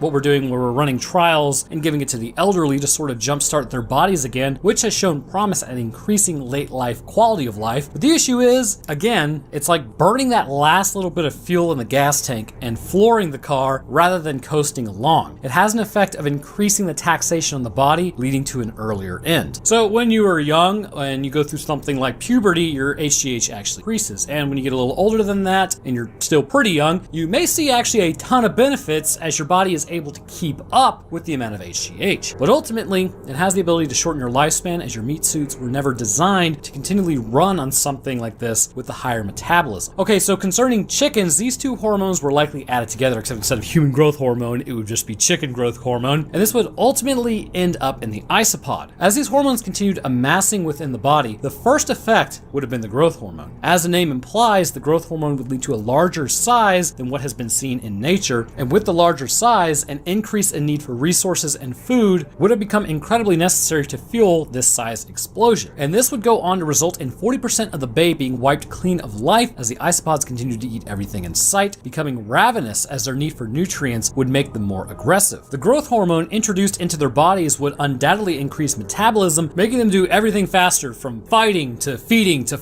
mating. On top of this, considering they are crustaceans, they would have to start molting more frequently to increase their size as they would to accommodate larger body mass. But concerning mating, there is another potential issue for these creatures. As the other part of this cocktail of hormones and steroids and all this comes into play, and this is going to be the anabolic steroid itself, which mimics testosterone. We know in crustaceans currently, there are specific species that have estrogen and testosterone, and the issue is though that it's poorly understood as to what these hormones do specifically for the bodies as opposed to say in a mammal's body. However, through research being conducted, the growing consensus is that it plays a very similar role in crustaceans as it would within other animals. With higher testosterone comes the need to mate. We see during the mating season with a lot of other animals. They will have a natural increase in testosterone during a particular point in time, which means it's time to save the species numbers and pass along those genes. There are some animals that will mate year-round like humans do, few, but for a lot, there's like a designated time frame. And this in turn can keep a species' numbers in check, as all other times they aren't really interested in getting frisky. And the isopods, however, they too likely have a natural time to mate, but in a new area of the planet and now being pumped full of growth hormone and anabolic steroids, this would lead to a population explosion that makes the human population look like a joke. As the testosterone levels continue to climb in both male and female, this would increase their desire to mate on both sides, and this means that not only are these creatures getting larger than normal, but they are also reproducing at an astronomically higher rate. For anything in this area, this would be a death sentence. As the numbers continue to rise and the prey species in the area continue to fall, this would create a more aggressive species as starvation would become a very real threat. The isopods would likely be experiencing a constant state of hunger that would never really be able to be quenched, as their bodies are growing out of control, which would lead them to hunt down more fish to eat and begin eating more than just their tongues. But eventually, this would not be enough, judging by all the fish floating on top of the water. Yes, eventually they would come across bigger prey, humans. Seeing as their population is pushing the other isopods within their population to new hunting territory at this point because of the eradication of their food supply, the increased aggression likely caused by the overload of testosterone in their bodies and the increased body size due to growth hormone, this would make humans a prime target for consumption, as hey, we don't like it, but we are made of edible meat. Upon entering the human body, a couple of things happen that would indicate that most, if not all, female isopods are pregnant to some degree. And first, if you ingested the larvae that are just littering the water currently, they would continue and hatch and then grow in your intestines. But again, because of the added hormones, they grow at a much faster rate than normal. It also appears that, say, if they are on the outside of the body, they have the ability to burrow in the skin itself and lay eggs if they are female. But now something that should be known about this particular species is they're both male and female. When younger, they're male, and as they mature, they turn into female. This means every larva with its accelerated growth is capable of laying eggs later in its life after leaving its male form, which is exactly what it may be doing. And this is possibly why you see maybe one attacking someone and then so many exiting its body afterwards. After existing and eating the host for a while, the person will begin to experience a strange state of consciousness. Now, this may be attributed to the actual blood loss of a person and how they would be experiencing that, as the parasite does attach itself to blood vessels, but considering the organs are also being consumed, the whole meat suit wouldn't really be doing so hot. In other areas, such as the human tongue, this is also eaten quickly as the parasite attaches itself to the tongue, but now the difference is, which is noted in the movie quite a bit, they have no tongue, but nobody says anything about a parasite being attached. And this is likely because humans have hands, and we can rip the parasite off of the nub of our tongue, but once it's gone, it's gone. Whereas fish, they have no hands, as you know, and they can't rip parasites off of their nubs. But heading back to the mental status for a moment, I would have to say that this one is a little odd. Those who are infected seem to be acting in a way that is more like zombified than you would expect to see from Panic, such as with the officer who takes out the sheriff. The question is why? Well, we all know the parasite is not known for its mind-altering abilities or neurological interfacing with the brain, so what is actually going on? Well, I kind of believe that this is actually simply a co-issue with the town itself. It appears as though those who were actively infected had also increased aggression, and this may also be due to the fact that they too ingested a cocktail of hormones that would go on to make them more aggressive and thinking less clearly, but this would also be coupled with the possibility of the larva entering the brain itself, creating a dementia-like issue within the brain as it was being eaten. The body would react to this by releasing inflammatory chemicals into the meninges, causing meningitis. Essentially, with their aggression higher, decreased thinking capacity due to brain damage brought on by the brain-eating larva, coupled with meningitis, this would make them react more violently to anybody around, as panic is thrown into the mix, creating less than human reactions to what's happening. So you see, it definitely wasn't rabies. What I find interesting through all this is the body does try to mount a defense against the invading organisms. The problem is our natural systems mostly don't stand a chance. It is mentioned within the movie that some people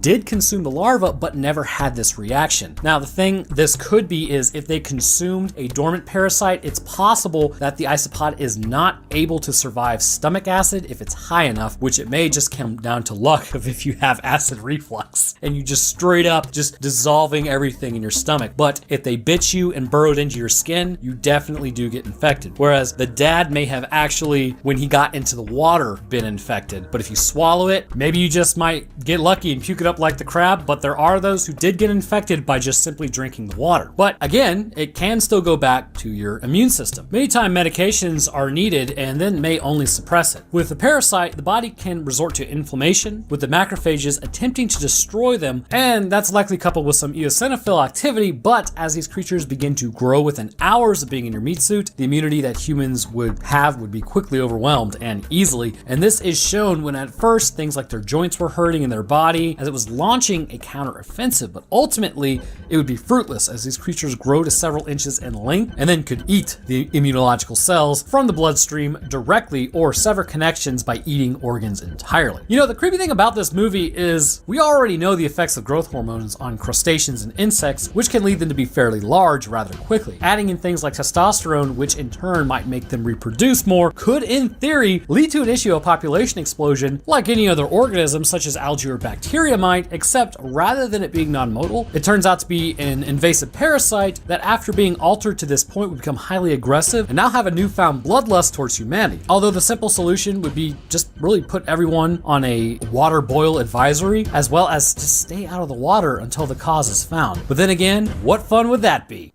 There is a concept that exists within all of us that is fairly odd, and it's called the uncanny valley. When something is just almost human, but just kind of isn't. So when something is clearly not human and doesn't move in a human way, our jimmies remain quite unrustled. When something looks human and moves like a human, again, we think nothing about it. The combination of something either looking human and moving in an inhuman way, or looking inhuman but moving in a human manner, both respectively either inspire fear in the former and curiosity in the latter. So the question is, why exactly do we fear something that looks human but isn't exactly human? In many examples and cultures, they have really tried to explain this phenomenon by things like monsters being out in the wilderness whose specific goal is to lure humans out to their demise. But even today, knowing that these monsters don't exist, it's still something that appears rather primal within our species to fear something that is almost us but not quite. In a small town in Missouri, quite literally separated by 60 miles of wilderness on either side of it, two friends are attempting to become a viral sensation on VidTube, lol, and record life living in a small town that is quite literally in the middle of nowhere. However, as their series continues, the locals begin acting strangely as the town is quietly besieged by an unknown aggressor. People start going missing left, right, and center, but then turning back up in an altered state. Knowing who everyone is, yet not acting like how they would originally. This would ultimately be noticed by the remaining humans of the town, however, it would turn out to be discovered in an untimely manner. So in today's episode, we'll discuss what exactly these creatures from Assimilate are, how they hijack your meat suit in a sense, and ultimately how they steal your mind from you, and then they steal your life. So up on screen, you'll see a timestamp, or you can head into the chapters bar. There you can bypass the summary of this movie and get straight into the science. Though I don't know about you guys, but I had no clue this movie actually came out really not that long ago. I usually pride myself on finding these sort of movies because hey, who doesn't like a good body snatching movie? But this one totally flew under the radar. Anyhow, let's get to why when something tips off part of your brain and says, hey, this thing looks human but doesn't appear human, you should probably listen to that because that's your mirror neurons screaming at the rest of your brain that something's wrong,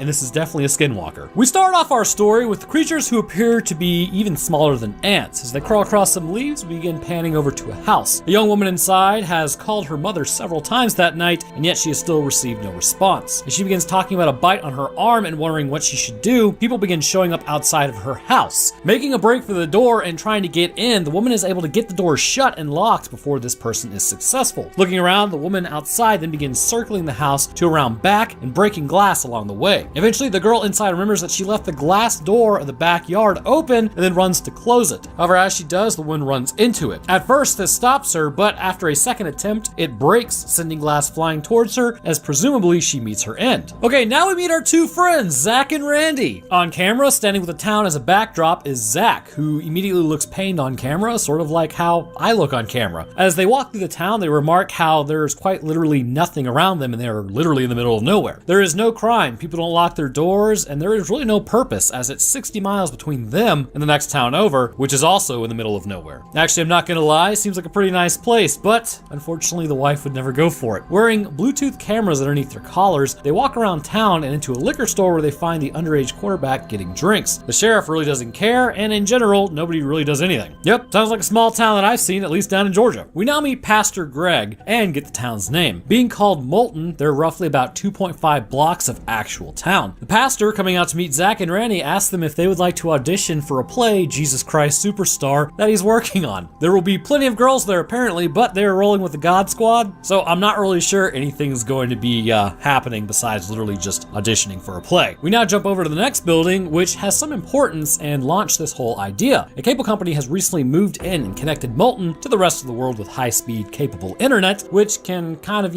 actually make these kids VidTube famous. Nobody ever wants to be VidTube famous. Heading back home, spring has sprung as Miss Bissett is wearing her short shorts, which I think back to my teenage years, I'd probably stop by too just to see, how she was doing. But as she begins talking to them, she sees that they can identify some small bugs on an apple that she has. Getting a good look at them, they almost appear to look like ants, but are much smaller and almost blurry when they move. They're clearly a eusocial species, but as Randy dusts them off, they begin crawling away. Miss Bissett goes on to say that they just started showing up last week and she has no clue as to what they could be. As they crawl away, across the road, a child is being dragged by his mother, and as he protests and keeps pulling away, she doesn't seem to really pay any attention and instead continues to drag him along. As he almost gets out of earshot, we hear him say that she's not his real mother, but everyone around continues on like normal, not wanting to get involved. Call that the bystander effect. Jumping to an over-the-town view, we now begin to see something is amiss. As spores come into view, they are floating towards the town, but do not appear to be fungal or plant, as something is crawling around within the center of these spores. And we now get to meet the love interest, because you already know that has to happen. Kayla comes up to Zach and Randy and begins asking them about the cameras, wondering what they are doing. As they tell her family comes over and everyone is just one big giant functional not body snatched family who loves one another. Man, I hope it lasts. So anyways, as it turns out, she's going to a different college than Zach, and Randy tells him basically he needs to stop being such a huge loser about it and just ask her out. Later that night, as Zach is coaching Kayla through something that she's trying to do, which if I recall, if you want to mess with the modem settings by entering the IP address, I don't think you could be on Skype as it requires the internet to do something. I'm sure somebody will probably tell me something different in the comments. Anyways, as a kid named Joey comes in and says he's a mutant and then it ends, it's not really that important. Then we flash over to Randy's house. His mom is a little loose, as you know. So the next night we meet Zach's parents. The mom is cooking dinner, but we figure out that dad appears to have been injured, but is also addicted to pain pills, likely because of his injury, which is actually a huge problem right now in the United States.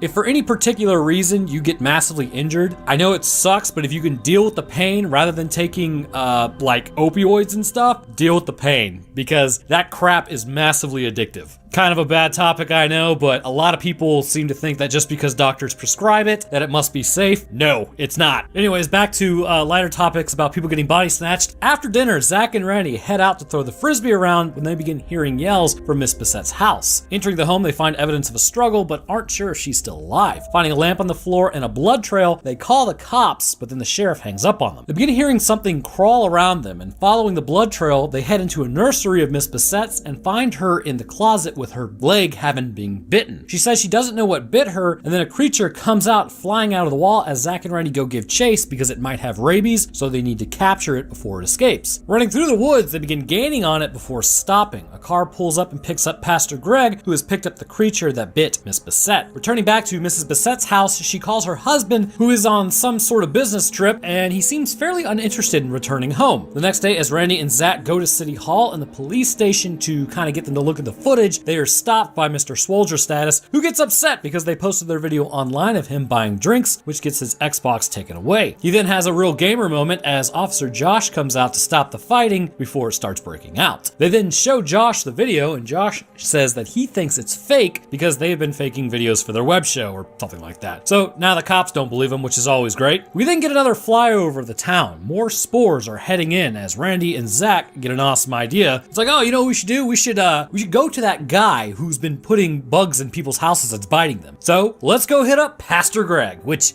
that just sounds like a really bad idea, right? But I'm guessing Jesus Christ Superstar didn't go off like he wanted it to, so now he's exacting revenge. As they approach the steps, they begin to hear a strange howl in the distance and aren't really sure what it is. Heading into the creepiest part of the church, as you do, they find Pastor Greg sitting in a room with a few others. Nobody appears to be really moving or doing anything, and as they ask Pastor Greg what he's doing and why he released a bug in Mrs. Bissett's house. He insults their parents and doesn't really care that they actually have footage of him doing this. He just kind of says so. So as they head back outside, they check their phones and now find that they have no service. They then decide that they're going to head back to Mrs. Bissett's house to see if she remembers seeing Pastor Greg at all around anywhere. She pulls up her dress when they get there to show that there's no bite. They say that they have footage of her screaming, and she simply replies with, "So?" Ah yes, a very human reaction. So this is how I 300% know I would have got body snatched back in the day. She decides to change the subject and says that, you can come back into my bedroom with me. And like I said, as a teenager, I would be a dead man. However, they are more intelligent than I am and decline, instead sneaking around the house and finding that Mr. Jock had actually gotten the same offer and then chose the same path. Running back to Zach's workshop, they now show Zach's parents, to which they think he's just lying as well. But as Zach looks at the footage, they realize that it's the same guy. Just then Kayla arrives and says that her dad is acting strange, cold and distant with no feeling in him. Zach and Randy both say that they have been seeing the same thing all over town as well. Kayla convinces Randy and Zach to come with her to find her mom and get Joey out of the house. As they walk through town, a cable man is working in the middle of the night, people are burning stuff in their yards and driveways, and in general, everyone is acting like a complete weirdo. Basically, that's when you walk into the woods and just straight up nope out of there. Entering Kayla's house, they find that the dad is playing with a doll that he has torn apart, and first things first, this man has excellent posture. We should all strive to look like this. He tells her that everything is fine, and then Zach asks to use the bathroom, but really it's to look for the mom. As he looks around, he can't really find anyone until he hears a noise upstairs in the attic. Heading up, he eventually sees something in the corner before being grabbed by Joey. He came up here to find his mother as well because his dad was acting strange. Meanwhile, downstairs, the dad starts getting kind of suspicious and goes upstairs. Realizing he's coming, he tells Joey to hide in his room as he runs for the bathroom in the master bedroom. Getting in there, the dad starts banging on the door and he washes the dirt off his hand and then goes to put the towel in the hamper before finding that mom is crammed in there, which, as you might imagine, might be a little alarming. Exiting the bathroom, the father, or whatever the father is, becomes suspicious of them. Zach shows Kayla the video of her mom, to which she says that they need to go back for Joey and get him out of there. The next morning, they call up Josh, who still doesn't appear to be snatched. They show him the video and he agrees to go do like a wellness check. Getting to the house, he goes to check for the body, but can't find anything, which, okay, let's just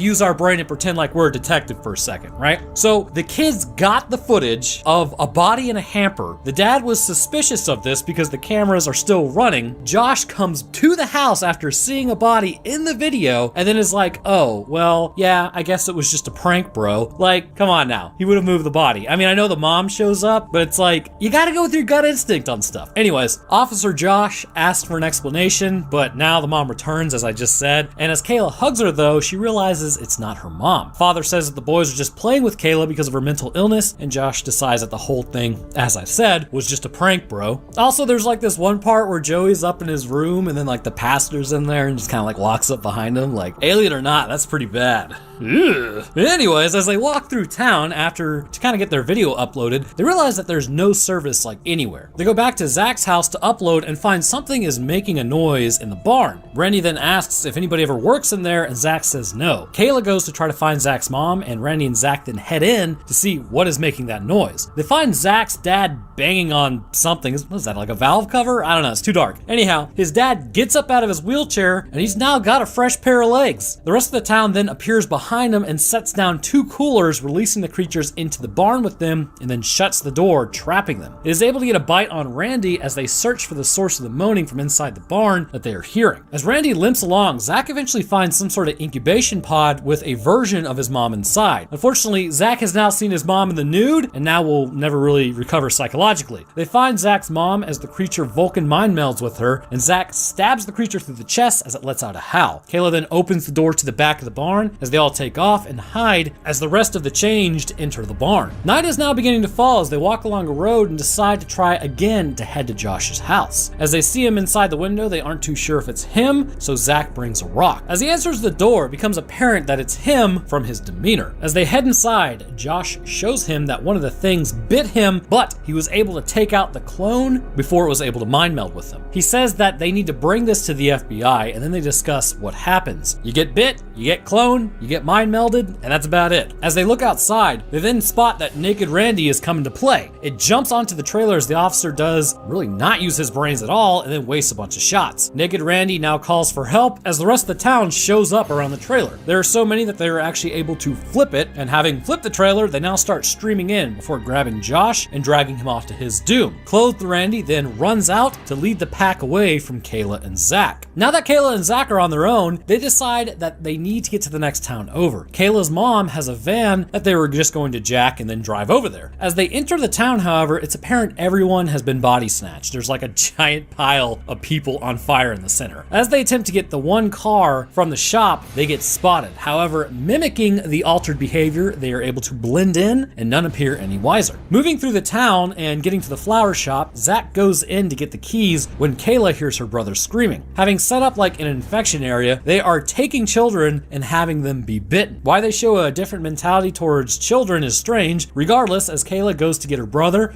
she ends up crying as she sees him freak out, which alerts the other that she's actually not altered. She then tells Joey to run as she's held down and bitten. Zach then crashes through the door and gets her, and then they drive off. What's interesting is the infected don't really try to stop them. Instead, they just kind of move out of the way, allowing them to pass. Driving down the road, Kayla mentions how she told Joey to head to the cabin and hide. Zach now realizes that Kayla got bit by the creature. Meanwhile, in the back, it's your friendly neighborhood alien ants. It forms into one of those creatures and then bites Zach before running off into the woods. As they go to give chase, the cops show up to their vehicle as it lets out a howl, alerting the others. Walking through the woods, they eventually find that hundreds of them are waiting around the perimeter of the town, so there's really no way they're just walking out of there anymore. Zach decides that they need to head back to the cable company to upload it to the backbone of the internet, as he says. And as they head back into the woods, Randy shows back up. Spotting Zach fairly quickly, he's not exactly acting right, but they don't know if he's been infected or not. However, they determine pretty quickly that Randy also got. He has all of Randy's memories, but none of the feelings associated with them. Kayla attacks him with a rock, knocking him into the water, as Zach is forced to drown him as he lets out a howl, indicating that his friend is in fact mega gone. Out at the cable building, Zach and Kayla run in while the group isn't looking. Walking along, they find that the lights are not working as well, and all of a sudden, we get a jump scare of naked Zach, who's shown up. Player 3 has entered the game. He attempts to mind meld with Zach for a moment as, alright, now we got naked Kayla showing up. As they run, they eventually lock themselves in the terminal room and upload their footage, which, by the way, the YouTube page doesn't actually look like that. Usually it's just the word copyright with a bunch of exclamation points. As they wait for the naked twins to run in, Zach spots a CO2 fire suppression system. They then let in the clones, to which they head to the computers, and the originals leave because they know that they can't actually breathe in carbon dioxide. This ultimately results in the end of their clones. As Kayla and Zach leave, they're able to walk out like they are infected, as the others assume that they are. Eventually they take off back towards the woods before getting back to Kayla's cabin, where they find Joey sitting and watching TV. As they head in and have a little family reunion, we get like M. Night levels of twist here. As it turns out, all over the world, the invasion has already completed. They are in fact not the first town to be attacked, but because of their proximity to anything else, they were the last. However, as the video remains uploaded, they start getting comments about how old Roanoke videos were better, and ironically, there are still like 5 people in Boston who probably are making these comments. But it sets it up for the second movie, which honestly would be pretty dope to see. I guess the present virus kind of screwed up, probably filming for all that, so maybe we'll get it in another couple years. But I believe the first place we should start with this creature is where did it come from and what is its designation? Well, as you might imagine, it's pretty clear it's not an Earth-born organism. While there are no indicators from specifically the movie where they may have come from, considering the rest of the planet had already been taken over by the time it reached Molten, it likely still did come from outside of Earth's sphere of influence, potentially via either some form of meteor or meteorite. It would have to be small enough as the destruction did not seem prevalent, and this whole thing appeared to fly under the radar until it was too late. Upon entering Earth's atmosphere, whether it hit the ground or not is pretty much irrelevant, and considering the creatures appear to be housed in spore-like sacs that are capable of drifting through the air currents, this would ensure that there really wouldn't be an area untouched by the influence of these body snatchers. As the creatures spread across the planet, it would seem to me that they would really be designated as a parasite more than anything else. They appear to rely on the native fauna of a new planet that they touch down on to become something more than what they are. However, even with that being the case, they're not necessarily one organism, even in their completed forms, but instead many different individuals working in a colony, although their end goal seems rather vague by at least how they conduct themselves. So let's take a look at the life cycle of these creatures to determine why in fact they are parasites. Floating through the air, they eventually touch down on the ground, but due to their size, if they were simply land-based organisms, it would take an extremely long time for them to move through an area to begin the infection process. Imagine a bug that tiny attempting to traverse the entire continent. You would be talking about years, if not decades, but by then the host species would become quite apparent of its presence, making the invasion likely a complete failure. But upon touching down, the spore would burst, and this would release a tiny colony of these creatures. Moving in the undergrowth of Earth, there must be some intelligence of them based on a hive mind or collective intellect. The individual bug, while not very smart, may be able to link up with others of its own species to increase their overall effective intelligence. And I feel like they're doing this mainly because there are tons of bugs everywhere. So why would these creatures not choose bugs to infect, but only choose humans? So there must be some sort of end goal for them that they're doing on purpose. So you can kind of think of them as essentially just moving neurons that can detach and reattach to one another to increase their capabilities. For instance, when Zach and Kayla are in the van, a group of these creatures have been tasked with getting Zach's DNA. Forming one of these biters, they're able to move faster and go on the offensive and then get away before getting caught. We know that this specific creature is now formed from the many rather than just the one. However, it would appear that this creature, without some priming, is not capable of moving past this point. While they can go from tiny individuals to a larger single biting version, or pretty much a physical representation of the colony, it would appear that they require hosts from the planet before becoming something larger than that. And this is what makes them parasites, the requirement of a host to reach the next stage of their life cycle. After acquiring a host, they enter a period of gestation where the creature will grow into that person based on the DNA that they have acquired and become the original host. But then the question is, how might they do this? Well, you know, Papa Roanoke has got at least a hypothesis for that, and it's simply what is stored within us. So taking a hard left out of here, you ever see like a gecko lose a leg and then regrow it? Or maybe a salamander shed its tail to attract the predator away from the main portion of its body so it can get away? Well, the reason they are able to do this is they possess regeneration of their body components. Now, it's not the entire body, however. Say if the animal lost its head or an important organ, then clearly it's not going to regenerate from that. But instead, if it does lose that, it's just straight up worm food. But the point is, regeneration exists within these animals, and considering all animals are related, why can't humans regenerate? Well, it's been found there is a specific section of what's called junk DNA. This DNA is not really all that necessary for your survival, and in a lot of cases is cut off piece by piece during cellular mitosis. This specific piece is actually, at least in certain animals, the key to not just replication of damaged areas from, say, a cut or injury, but the literal regeneration of lost limbs and pieces. I mean, really think about how you came to be. How did your body know to form exactly what you look like and then one day just forget? Why is it humans can't regrow a leg or an arm while other animals can, but we can also repair cuts and other injuries and kind of bounce back from really serious issues that might arise within our body? Well, it appears to come down to junk DNA. In this piece of DNA is housed a switch. While in us, this switch is never again flipped after our initial formation, in other animals it can be turned on or off at will of the cells should damage be detected. However, the interesting part is we are closing in on where this switch may be. We know that with our bodies, about 2% of the DNA codes for proteins. However, the other 98% has varying functions, and by inhibiting certain areas in other animals, we may be able to identify where this switch is in us for limb regeneration. What this switch does is quite amazing, actually. Early in life, we have something known as EGR, or early growth response. With early growth response, this is when you form and become how you look with minor alterations, such as genes affecting height, weight gain, muscle mass, you know, the usual stuff. But the actual structure of your body is heavily impacted by EGR because it would literally appear to be formed by direction of the EGR. And also, just to point out, because, there is a entire orchestra of complex growth mechanisms within you as you are forming, EGR is just part of it. But after you become how you look, all the basic components, from here, other genes take over to continue on this growth with,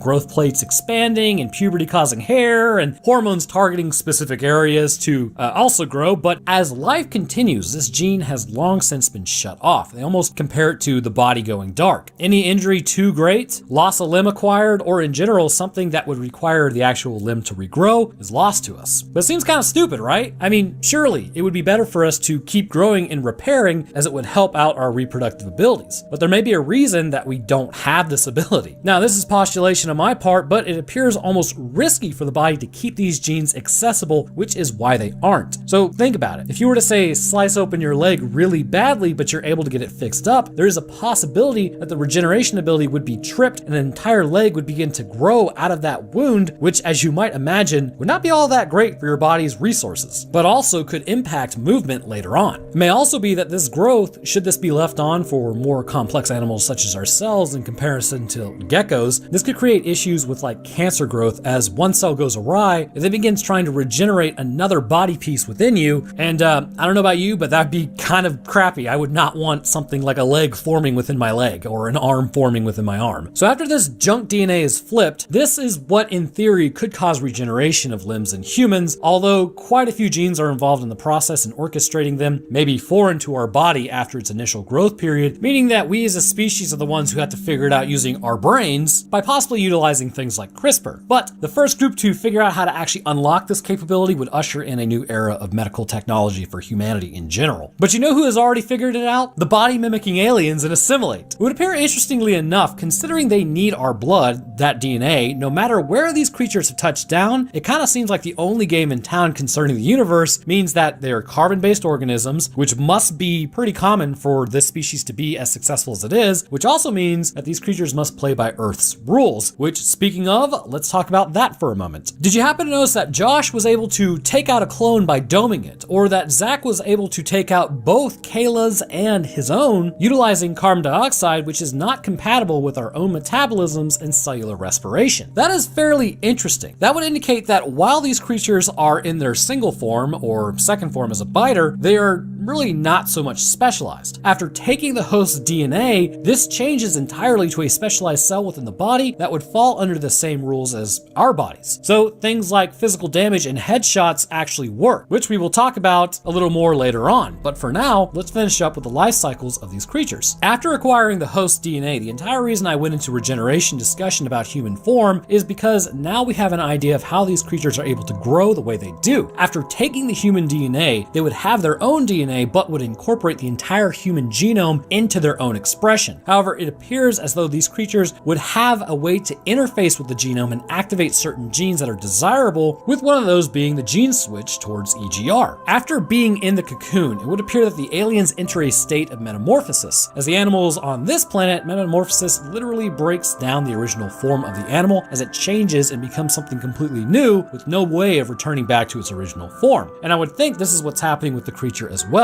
After becoming the biter, they then enter the pod. And I see one of two things happening. The first is possibly these are insect-like creatures that form a eusocial colony, simply specialized with connections between them that can't be broken. Their bodies become almost like cells, albeit much larger cells as they can be spotted by the naked eye. However, through replication of themselves and with the human genome, they align into what the human form would be and give the appearance of a human, although they really are just a blank slate without the human's memories or knowledge. And you can almost compare it into, say, Resident Evil 8 with Lady Dimitrescu, and believe it or not, that's how the Romanians say it. There's gonna be somebody in the comments like, no, it's actually Dimitrescu or something like that. No, you're wrong. I swear to God, I've gotten that comment so much. It is as pronounced or as I just pronounced it. I promise you. Go ask a Romanian. Anyways, her daughters. You know how her daughters actually turn into basically a cloud of bugs? That would be basically the first kind of way that I think about this eusocial species and how they form humans, but the second one makes a lot more sense to me. So the second possibility is they actually undergo the process of metamorphosis, which is kind of like how moths would. They quite literally melt down to a degree and change entirely, forming the human body with the same parameters as the original human, except for missing legs in one instance. And I believe this is much more in line with what happens based on what we see concerning the destruction of the meat suits. If the collection of creatures simply made up humans, then something like a headshot would be totally useless against it because they could just simply reform over the area, because in theory, not one specific point of the body should be in control, and instead being a eusocial creature, they're all in control as a whole. However, because they have taken on human characteristics, as we all know, the brain is the most important organ according to the brain. Because of this, the body snatcher would too have this glaring weakness towards brain destruction. But we have also seen they can be ended by disrupting cellular metabolism as well. When Zach is able to get the upper hand on naked Naked Randy, which sounds absolutely horrible. By keeping him underwater, he is able to disrupt the flow of oxygen long enough, leading to the end of the colony that has formed this body. So by all accounts, their bodies have become human, with human constraints and biological constants requiring the incorporation of a host in their DNA, making this creature essentially a parasite reliant on the host to enter the last stage of its life cycle. But by entering the last stage of its life cycle, it will still have the same weaknesses that the host had. Which brings us to the final thing we need to discuss. How in the name of all that is holy does this creature actually Vulcan mind meld with humans? We have seen specifically with the mother, upon doing it, it will result in the host's end. But also these creatures have almost an innate sense of where you are and will beeline for your position in an effort to take you out and complete their full infiltration on your life. While the latter is a little more difficult to explain, the former may actually have some merit as to how it's accomplished. So making a beeline for you, the best I can actually figure for that, at Josh's house, when Naked Randy shows up, the rest of the town was also there, so it seems like he was actually directed towards there. They don't just inherently know where you are, but based on their communication with other body snatchers, they're able to figure out where you are and get close enough to the area that you're like, oh hey, look, there's me. I need a mind meld. But it does appear specifically for these creatures to take over your body. If we look at how a victim is reacting while doing it, and also how the body snatcher is reacting while doing it, it would say to me that it's neural reorganization that's happening while it's doing this. In the process of mind melding, it's fairly quickly accomplished, but the brain would appear to be restructuring itself while they are interfacing with the original human brain. As mentioned in a lot of my videos, we are essentially pathways within a bunch of meat in our skulls. A memory is a connection of neurons all firing in the same pattern that would recreate the memory that we have. Habits are simply longer pathways that fire, which is why it's difficult to break bad habits as those connections become a lot stronger, but due to neuroplasticity, it can be done and new habits can be formed. Essentially, our brain physically changes as we change too, which is actually how we adapt and change to changing situations. There's an idea that if you could map the human brain entirely down to how it fires and how it's structured, you might literally be able to replicate a person and how they think and act. Now, there are still like a ton of unknowns, specifically about the brain, which likely would have an impact on this, and if you're religious at all or, believe in the soul, then the spiritual aspect of that as well, because honestly, we as a species, we just don't know yet. There are still a ton of things about how our bodies work, how our brains work, that is just a complete mystery to basically even the smartest people alive right now. And with our current technological level, mapping isn't essentially a science that's really outside of its infancy yet. But the species, however, would appear to be able to do this via its own personal abilities. It's not explicitly told to us how it is done, but it appears to be a timing thing. The first few seconds where the readings are happening, if it's interrupted, the original person can be saved. If it's allowed to continue to completion, it appears the brain of the original host is destroyed in some capacity. This would indicate to me that it's possible some electrical component may be used to map the brain. Possibly there are specialized cells on the hands of these clones maintained from its original genetic coding that allows it to use electricity within the brain to map these neurons before information is translated into the brain of the clone. For the original, however, what do we call the brain having all its neurons fire at once, even if it's just straight up electricity run through it? Well, it's a seizure, and if it's large enough, it's called tonic-clonic seizure or grand mal. While people have succumbed to these seizures, typically you can survive it. However, it seems the process of the brain undergoing this when it's being scanned basically may be too much for it. It's possible that during this, the brain is depleted to the point that firing of neurons becomes difficult and the signal is completely interrupted. Now, normally this wouldn't be too terrible, as if you've ever been knocked out, that's pretty much what happened to you, which if you think about it, your consciousness is nothing but an unbroken stream of neurons constantly firing. So, when you have been knocked out, did you wake up as the same person in the same consciousness? I've always wondered that because I've been knocked out several times in my life. But anyways, if this happens in an area, say like the brainstem, the heart can actually be stopped by this, which in turn leads to the person meeting their end. And this is what happened to Zach's mom and probably Randy, because Randy did get got. With Zach, however, likely it was a seizure-like effect building in his brain, but upon Kayla breaking Naked Zach's grip, you could tell Zach was still out of it for a few while his brain's normal patterns returned. It looked like quite literally when you get knocked out, I mean, it kind of takes you a second to figure out where are you, what are you doing, why did you run into a wall, or why are you on the ground? But these points on the hand, after successfully mapping the brain, reorganize its own brain to maintain memories, knowledge, language, and in general, interaction with the previous host and the previous host's friends friends, families, whatever. However, why this would be something that works in other animals is because they may not have the complexity of the human social interaction. The aliens just apparently do not necessarily understand what is attached to those specific patterns in our brains, as also chemicals are being co-released with certain patterns that make life memorable. Because of this, things like fishing, despite not catching anything, seems probably pretty pointless to them, whereas it's a social aspect that humans really crave. So they're actually not truly a perfect copy, which humanity can actually use as a pretty large exploit. They copy, but have difficulty discerning their own versus the non-afflicted. And this is how some humans were able to survive the invasion. But now, like I said, I'm really hoping we get a part 2 because I'd love to see how this whole thing turns out.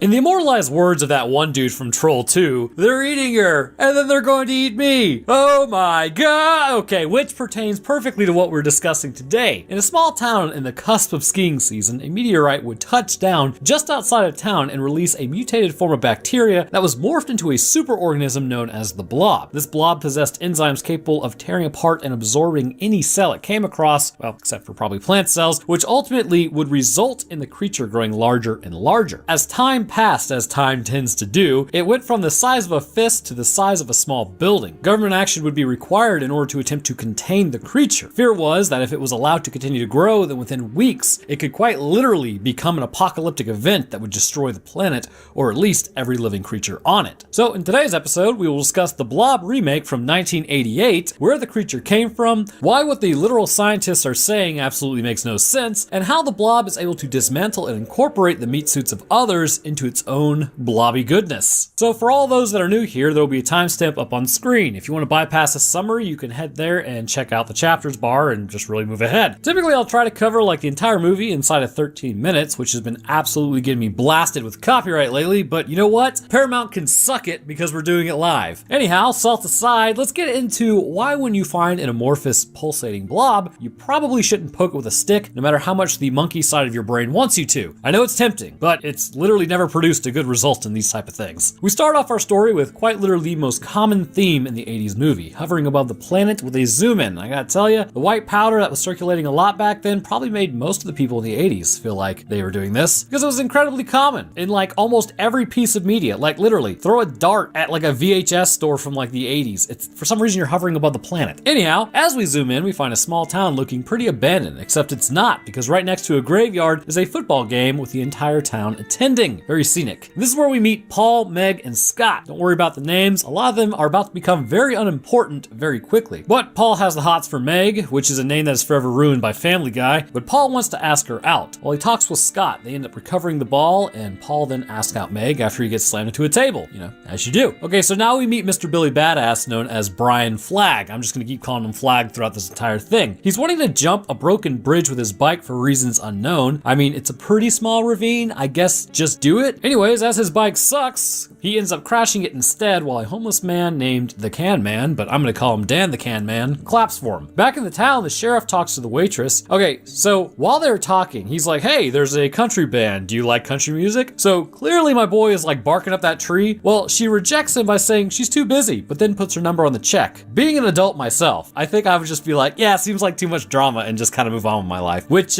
would have benefited the sheriff had he done that. Anyhow, as he exits, he follows Flagg, who appears to be a common issue in the town. We learn that Flagg is turning 18, and if he messes up again, he's going to big boy jail. Flagg then goes to the mechanic in town and asks to borrow some of his tools to fix up his bike in the Grove. The mechanic agrees to lend him the tools, but as they discuss how it barely snowed the last few years, they're kind of wondering if the town is just going to completely dry up. Also, pay attention to like the Snowmaker 9000 back there. Later that night, as Dan the Can Man is starting his recycling program, he looks up and spots a meteorite coming straight for him. Missing him by a few feet, I can't help but think the sonic boom would be incredibly loud and maybe disorientating, but oh well. Moving back into town, we see that Scott and Paul are at the pharmacy picking up protection. Alright, so I've actually got like younger people in my audience, so listen, just get what you need to get. The 2 minutes of awkwardness is definitely worth not having a kid for 18 years. Plus, you can always just blame it on your friend like Scott does. And also, just as a final point, lifestyles are life starters. Remember that. But anyways, as the Reverend comes up, Scott ends up saying that they're for Paul, as he's going with a real naive girl tonight. The pharmacist looks less than happy, suggesting that he doesn't need protection, he needs a muzzle. Although I will say, if you do this to your buddy, you are a complete turd Ferguson. Back out at the crash site, Dan then walks over to the broken container. As he pokes it with a stick, see, bad idea, it ends up attaching to his arm. We now jump over to two random kids, Meg's little brother and another one. As Paul shows up to pick up Meg, she wants to, introduce him to her father. And surprise, surprise, it's old Papa Pharmacist. And I gotta tell you, there's nothing quite like meeting your date's dad in one of those situations. A different time, a different Roanoke. So back at Elkins Grove, Flag is working on his bike at night with no flashlight. Dan shows up and tries to cut off his own hand to get the goop off of it, but then it moves further up his arm. As Paul and Meg drive along, they actually end up running into Dan, assuming Flag had run him into the middle of the road. Paul tells Flag to get in because the cops are going to want to ask questions, and then Paul threatens Flag, and then he ends up just coming along to the hospital anyways. As they bring him to the hospital, the nurse does her nurse stuff, and they attempt to explain to her that it's some sort of acid on his hands, and he's in great pain. She buzzes the doctor, but seems rather disinterested in his plight. They put him in a room, and then just sort of leave him there, and Flag at this point deuces out to go work on his bike in the pitch black darkness again, as Paul and Meg spend their first date, filling out medical paperwork for a man that they don't even know. As Paul gets up to get Meg a diet soda, which I break off, did you know that crap actually causes weight gain than really just your standard sugar? It ends up screwing up your insulin levels, leading to greater weight gain overall, even if there are 0 calories. Hydro homies know what's up. Anyways, he gets up and then sees that the sheets in Dan's room are moving. As he goes to check on him, he sees that his eyes have turned completely white. He goes to get the doctor. As the doctor pulls back the sheets, he realizes that he's been half eaten. Like he's being straight digested just laying there. Paul runs into the phone room to call the cops, but doesn't see the gurgling slime behind him. So here's where we see something interesting. The liquid that falls on the desk is immediately starting to burn through, and considering a desk is really just a collection of cells, the potency at which these enzymes operate is extremely high. As Paul talks to the cops, mentioning someone was taken out, the blob then falls on him, causing him to scream. And this attracts the attention of Meg. As he reaches out of the blob, we see his face is basically being straight up eaten. So compromised is his body that she's actually able to pull off his arm as the enzyme has eaten through the connective tissue. As the sheriff talk about what just happened, they assume it to be Flag because that's the easiest conclusion to draw. Although, how would anybody have done this to anyone? So while all this crap is happening, we meet Mr. Suave over here. He's with a girl in his 1972 Biscayne. Basically, he's getting her hammered so he can fool around. As she points to the hospital seeing all the cop car lights, he goes out to make her a drink. As she begins to fall asleep, we see that something is approaching the car, but we know what that something is. He gets back in after making her a drink and realizes that she's conked out. He then goes full caveman and starts using the brain downstairs to think with. So retain control, gentlemen. Use the one between your ears. As he makes his moves, a tendril then shoots out and wraps around him. He eventually is sucked into the blob as well. As it continues to grow, the more people it eats. Back at Meg's house, she asks her mom if she believes her story about Paul getting just completely shreked, to which she says, "You're home now and safe." Mom, that wasn't the question. We now see the blob is heading towards town, to which we jump over to Flag's interrogation. So he ends up licking the cop during it,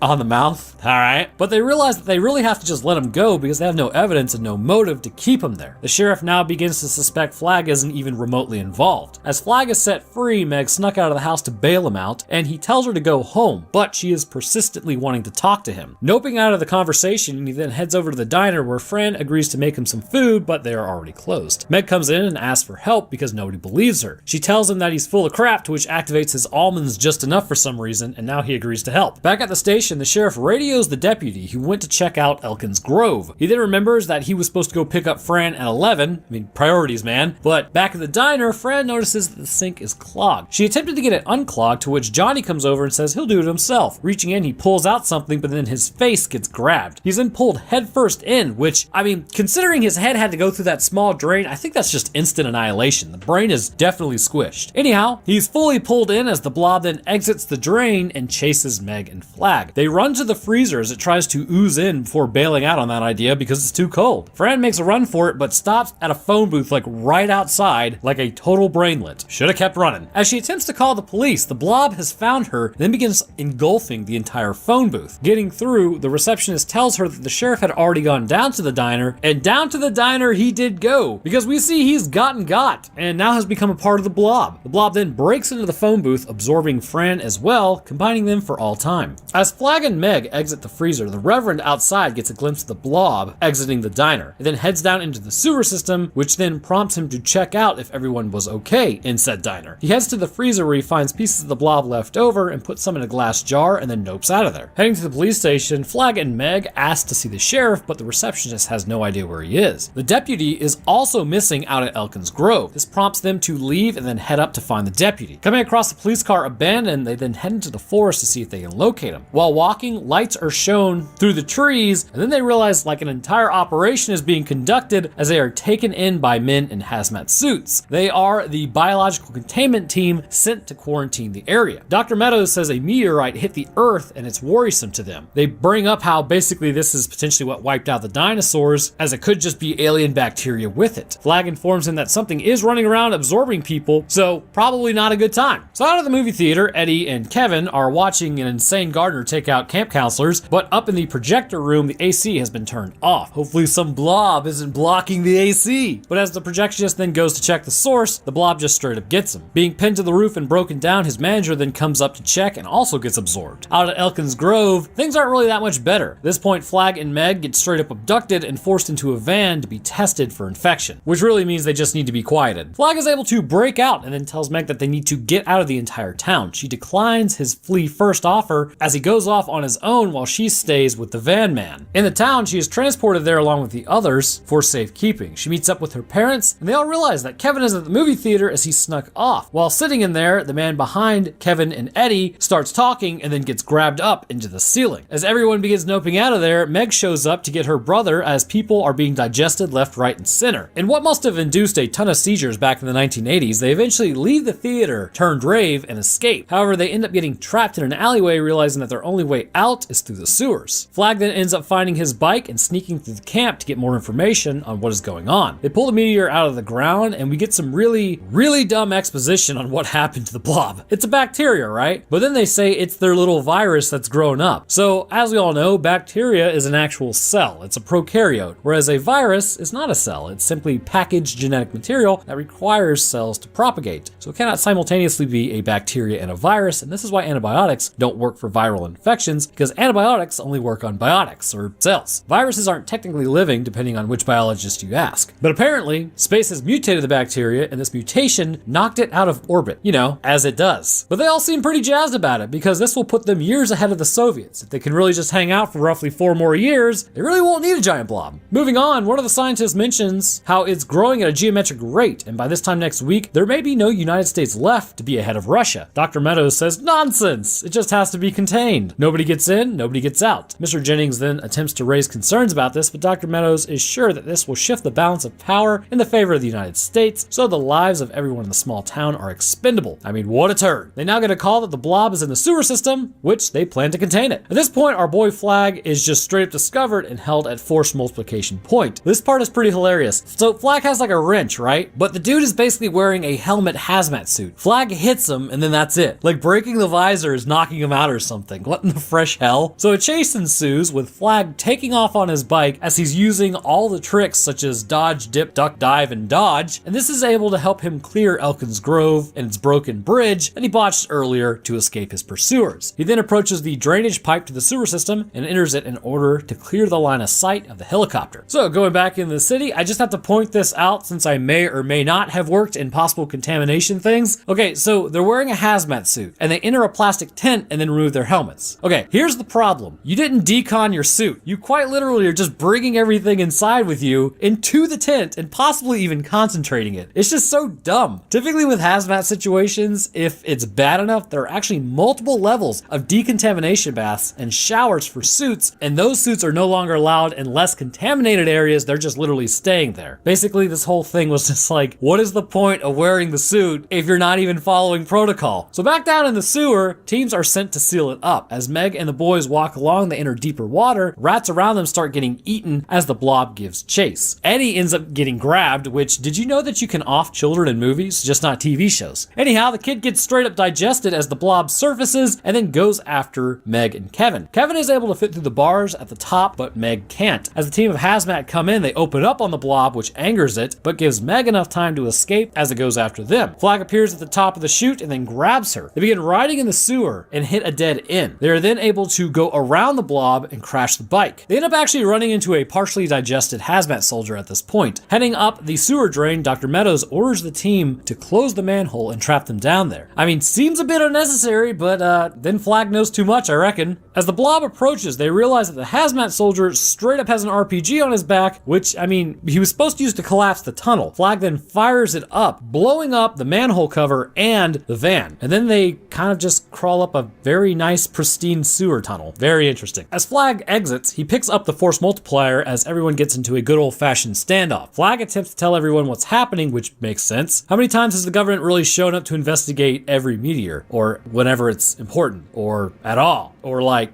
to help out, or okay, anyways. As Meadows tells him to take out Flag, he gets pulled into the drain and then digested. The Colonel now has control of the operation and drops sensor charges down the hole to take it out, which then activates the almonds of the blob and makes it upset. As everyone stands around gloating, it just straight up explodes out of the ground and begins to do like basically a full-scale attack on the town. Going after the Colonel, we see how useless the grenades are against it. It ends up grabbing a few soldiers and civilians as they all barricade themselves in the town hall. We now see fire has very little effect on it. Granted, maybe enough time wasn't used, but we do see that a fire extinguisher works extremely well. Inside, everyone begins barricading the doors rather than just running out the back, and Flag now jacks the Snowmaker 9000 truck. Back inside town hall, the deputy then gets turned into a man-witch and folded in half the wrong way, and Flag turns on the Snowmaker to subdue the blob and then runs into it like a proper brainlet. Like, bro, you had it. As it attacks the truck, Meg realizes Flag's about to get snacked on, so she opens up on it to make it angry. This attracts the attention as he sets the charges. Which, how did she know how to set these sensor charges? The world may never know. As she goes to jump, hilariously, her leg gets caught, but Flag is able to escape the truck now and help her out before the charges blow, which drops snow everywhere and then subdues the blob before it can eat the planet. Later on, the Reverend has joined the God Squad a little more deeply and set up a tent. As he preaches about Judgment Day, a woman comes back to ask him when it's actually coming, pulls out a jar of the blob from the pieces he obtained, and says it's soon. So the question is, why is he now evil? Is it because of the burns? Doesn't matter. He's waiting on a sign to release the goop once more, much to the dismay of humanity, just like Gwyneth Paltrow. So first things first, you may be scratching your head at the blob being what is considered to be an altered bacterium, changed by the radiation located just beyond our ionosphere. Kinda seems like a bit of a cop-out, doesn't it? Oh, this bacteria has developed entirely new traits based on virtually nothing and now engulfs living creatures on Earth. Well, the reasoning is we know bacteria really does not engulf other prokaryotes or eukaryotes. While being an absolutely amazing way to acquire nutrients for the cell, it's something that is really only seen widespread in eukaryotes. But based on what we were seeing the bacterium actually do to a person when it engulfs them, how is any of this possible? Well, I'm actually pretty jazzed about the fact that while not mentioned in the movie explicitly, there is actually a bacteria that performs phagocytic actions to take in other cells around it. This phagocytosis is conducted by a bacterium known as a planktomycete, or its scientific name, don't make fun of me, Candidus uab amorphum. Yes, it sounds like a Harry Potter spell, but we'll just stick with planktomycete. This bacteria is highly interesting for several reasons, the largest being that because it seems possible it could be a form of progenitor or something similar to it that could have caused the creation of the eukaryotic cells. So again, prokaryotes are not known to absorb other cells. They are limited by their size and their own genetic coding. But somewhere along the line, things changed during the course of evolution. When prokaryotes were floating around in the ancient oceans of Earth, eventually, possibly during a time of scarcity for the cells themselves, one ancient bacteria ate another by invaginating its cellular membrane and drawing it in. That's a real word, by the way. But once this process yielded fruit and nutrients to the bacteria, this helped it to thrive when others likely didn't, especially the one it literally just ate. Now, this is an exceedingly rare adaptation. In fact, as to my knowledge right now, this is the only one, if not there's just a few out there that can actually do this. But upon doing so, we begin to see a change and shift towards eukaryotes. At some point, the ancient bacterium engulfed a cell and then didn't destroy it. Now, this may be because it was potentially damaged to the cell itself and it lacked digestive enzymes, or because the engulfed cell was putting off energy the bacterium was finding useful. But the cell was allowed to stay, and this cell would be known as the powerhouse of the eukaryotes, the mitochondria. Over time, organelles would begin to form, and the mitochondria would continue to run the metabolism of the cell, which is why it possesses its own set of genetic coding from our own. Albeit over time, a lot of its coding was lost and it became more integrated into the eukaryotic cell. Which, side note, there's a hypothesis out there right now that cancers are actually these mitochondria refusing to shut down. In certain cancerous cells, it's been found that they have higher levels of mitochondria. So even though the cell is being told like, hey bro, it's time to perform apoptosis, you're done, and even the cell is trying to oblige to that request, the mitochondria, having its own cell once upon a time, vetoes this and keeps the cell running, which then becomes cancerous. It's pretty interesting, but I digress. The key here is that long ago existed a bacterium that could engulf cells and destroy them. And even today, we still have likely a descendant of this engulfing bacteria that takes up smaller bacteria and then uses them for fuel and resources. But then the question is, what does this process look like, and how are the cells used for what basically comes down to just food? When a cell is taken in, which by the way, I swear there is a reason I'm telling you this, the cell is essentially surrounded by a membrane to protect the internals of the engulfer cell for what's about to happen. A packet of enzymes and oxygen reactive material is then sent in, which fuses with the internal membrane structure that has been created. This is then released onto the cell and begins breaking it down. Once the enzymes are used up and the cell is thoroughly turned to slush, the internals of that cell are taken and then added as nutrients to the cell, while the waste is then exocytosed. This basically is the process of digestion and nutrient acquisition in a nutshell. For your own information, and a lot of cells that become damaged or too old, the cell can be told to undergo apoptosis and will actually do this to itself, where in a lot of instances, this will have the cell release its lysosomes internally and destroy everything. And also there are some immune cells known to do this on purpose, which is they leak their contents out into the surrounding area and then destroy invading pathogens. Cells are actually pretty wild if you didn't know. Literally, you take like all the weird stuff that humans do, we're just sort of like a macro scale of a cell. So this would perfectly sum up that the bacterium chosen for experimentation would in fact possibly be a precursor to the eukaryotic version of a cell, something that is very rare in nature concerning prokaryotes. One of the things that a lot of people don't realize is bacteria typically gets along extremely well with others in its own colony, and in some cases different versions of the bacteria will get together and almost have specialized jobs to make them more capable of surviving environments that they would normally have a tough time in. Some bacteria has been known to produce a sort of slime or mucus that prevents antibiotics from entering the immediate area, which other bacteria will then enter and live with this colony and survive. Not to mention, through conjugation, information is shared on a near constant basis between bacterial cells, genes are swapped, immunities and traits gained, and the general survivability increased, cats and dogs living together, chaos. Using planktomycetes as a base for experimentation, it would have been sent up into space. Now here's the thing, Dr. Meadows could have been using it as a colloquialism when he referred to it as a virus, but I kind of acknowledge this does happen quite a bit, but there also is a second possibility. Maybe a virus was used in the experimentation process. Now with today's technology utilizing CRISPR, we know we can implant genes into bacteria and induce changes in expression, but back in the 1980s, this would have seemed absolutely ridiculous to suggest. So I do doubt that a virus was used in some way to change the planktomycete for this purpose. Instead, it was purely experimental, which is what the doctor was hinting at. Also, there's one guy in my comments who was really mad that I was mentioning CRISPR. All I can say is if you're watching, huge bra moment. The reason that I think it was more of a chuck it at the wall and see what sticks is because of how surprised they were when they realized this creature was growing at a rate that it was. Say like if this was an intentional genomic change, then they should not have been surprised by the information that it was growing. Which leads us to our next question. What happened in space? I believe personally that there are several areas of the genome that was affected. The first being the gene responsible for the production of the phagocytic ability. Whenever a cell wants to engulf another, it almost has to extend a piece of itself outwards around the cell, enclosing it, and then take it in to be destroyed. The dexterity of the blob to be able to extend not only a protrusion of its body, but also on a cellular level, a piece of its cell is beyond anything that we have seen on a macro level. Think of it this way. The blob can probably smell you, right? Or it feels your vibrations, and that's how it's hunting. Because it is a living thing capable of reacting to stimulus within its environment, then this means that each cell almost stretches out together at once to grab onto prey. Starting with the pseudopodia, or projection of the cytoplasm into the direction of the cell that it wants to go, which by the way is basically the foot of the cell in some instances. So now we've talked about cell feet. This causes the cell to reach outwards, pushing the next cell next to it, to which then that one also reaches outwards, and so on and so forth until you have a long protrusion capable of grasping people and then bringing them into the fold of the blob to be broken down. When a person is being broken down internally, this is essentially confirmed by what we have seen the blob do when it comes into contact with human skin. So take Paul for instance. When he was getting broken down, it was insanely fast, right? Well, the reason is as the blob was dragged across the surface of his face, it was taking cells away with it, and each cell of its own was literally just ripping them off. Those cells of Paul were absorbed by the mutated planktomycete as the one behind it would then grab onto the next cell, and so on and so forth. This broke Paul's body down extremely fast, whereas when we see the sheriff, he was just sort of existing in a definitely quasi broken down state, but was still the same basic shape. And this is because movement affects how quickly the body is being digested. With movement, new material comes into contact with new material. The sheriff, while definitely being bodied, did not have the blob cells coming into contact with him on a continuous basis, so the cells directly in contact would have been busy digesting the current cells. But this leads us to where I believe the next sequence of genes to be affected were, and those are the genes responsible for the digestive enzymes. It's clear to me that the enzymes are well beyond what a normal lysosome would be. While hydrolytic enzymes within the cell can get down to a pH of about 4 or 5, indicating a fairly strong acid, to actually drip onto a table to cause it to burn, this means that the genes of the bacteria would have to be altered in some capacity to become stronger or produce stronger enzymes.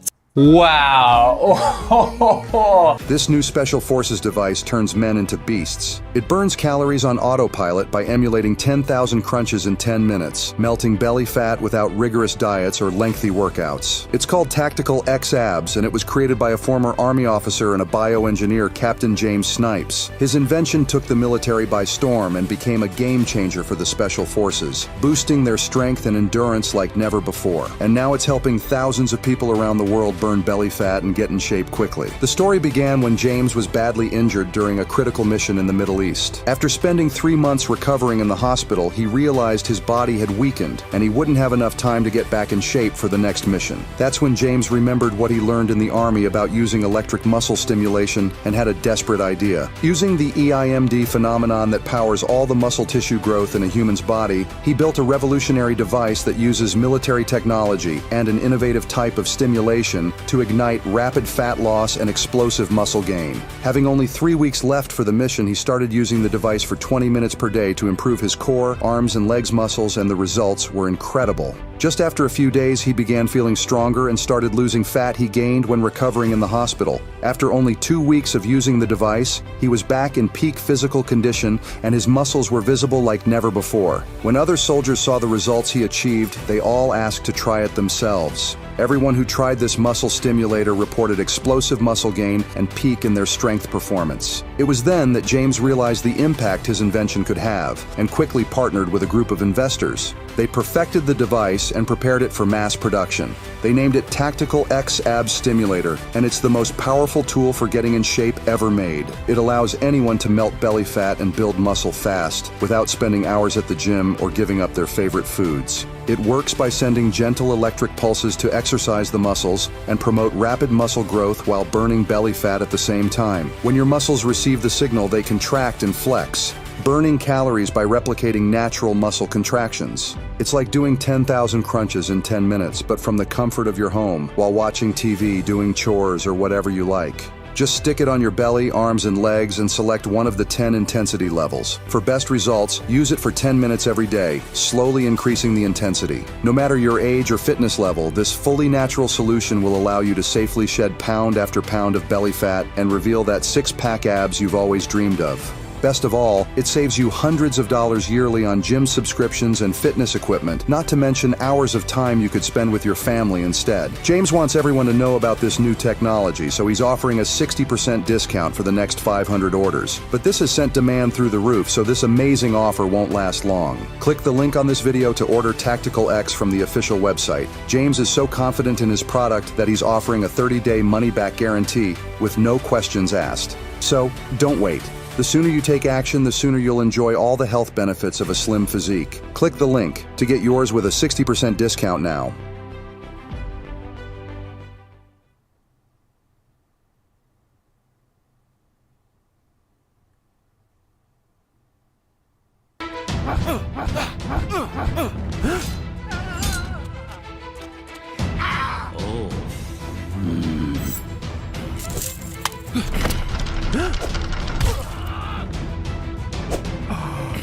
Oh.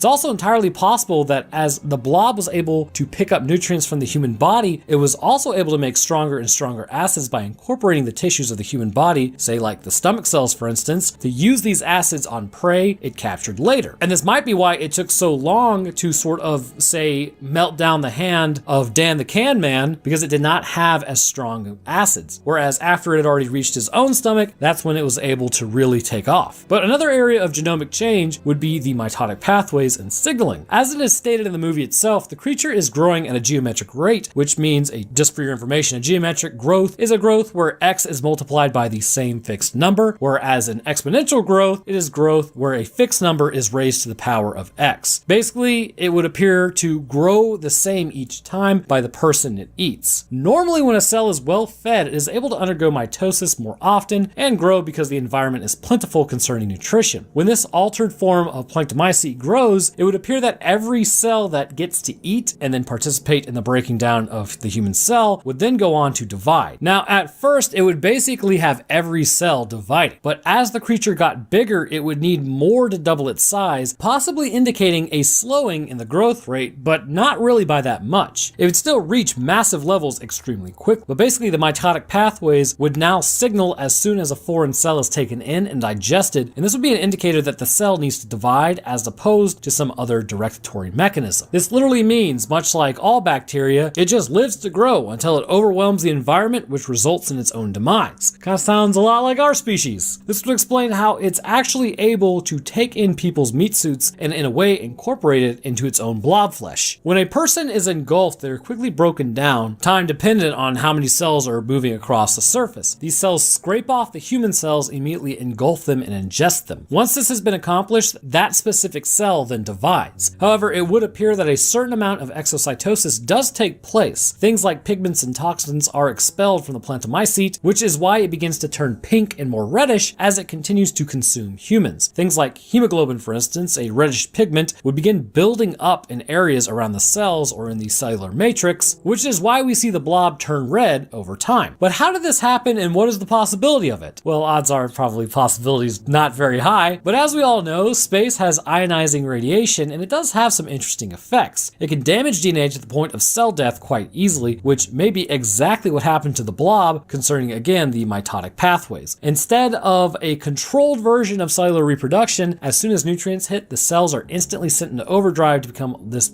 giant cancer appearing massive and growing larger and larger. But the reality is, the only thing that really would have happened to this bacterium when exposed to this type of radiation for an extended period of time is complete and utter genetic coding degeneration. As pieces of DNA were broken and bombarded with ionizing radiation, this would have been too much for the repair functions to overcome, which would have ultimately resulted in the cell either undergoing apoptosis or really just accidentally destroying itself because it has no control over its own lysosomes. Finally, the last thing I'd like to discuss is the actual subduing of the blob. We see that supposedly fire is not very effective, but I disagree. When subjected to a little bit of flame, the blob was able to lash out at the source and destroy it. This was clearly a threat to its existence and was likely destroying cells, and then those cells were producing basically chemicals to alert other cells that it's under attack, and that's how it's able to communicate. But I would also hazard a guess to say that given a little more time, the guy working the flamethrower may have been able to destroy it. Freezing, however, would indicate that this is a superorganism of single-celled organisms working together. As the cells are frozen after meeting the cold underneath the freezer door, they are left behind and are only loosely bonded to the larger blob structure. Because we see the other blob cells fall apart into frozen chunks, this means that there really is no strong bond in the blob itself. The cells are individually acting but in a larger colony, resulting in a creature that is more capable because of the sum of its parts. This means that once the cell itself was slowed down, it was easily broken apart due to the lack of really any connective tissue. The blob, despite not being mentioned, appears to be a planktomycete based on the fact that it was a bacterium plucked from Earth capable of engulfing foreign cells and material. Upon being shot up into space, radiation would go on to change the genetic structuring of it, which ultimately would have profound impacts on its ability to survive and our ability to survive should it become way too rampant. Being that it's a living organism, it was able to react to the environment it found itself in and begin hunting humans, seeing as they were the most abundant food source. It appears to prefer Animalia cells due to the fact that plants have cell walls, and it really did not appear to eat any of the plants that it came into contact with, but we have seen that its enzymes can actually burn through those type of cells. But its hunting strategy may be because it's really reacting to the vibrations in the environment, such as from yelling and movement. Upon taking in the human body, the digestive material, which it was able to utilize to break down the bodies and cells, would mean that it was not only eating, but using the bodies it broke down too. This ultimately would cause the blob to grow in size as it ran through more and more people before getting stronger until finally it was subjected to freezing temperatures which subdued the cellular activity, making it vulnerable once more and able to be contained. Craving a weight loss solution that actually performs? Hims can help you access weight loss treatment plans that are doctor trusted, like compounded semaglutide injections made with the same active ingredient as Ozempic. Feel confident about staying on track with a reliable supply and free shipping, so you can unlock your weight loss potential. Find GLP-1 injections for as little as $1.99 per month. Get started today at hims.com.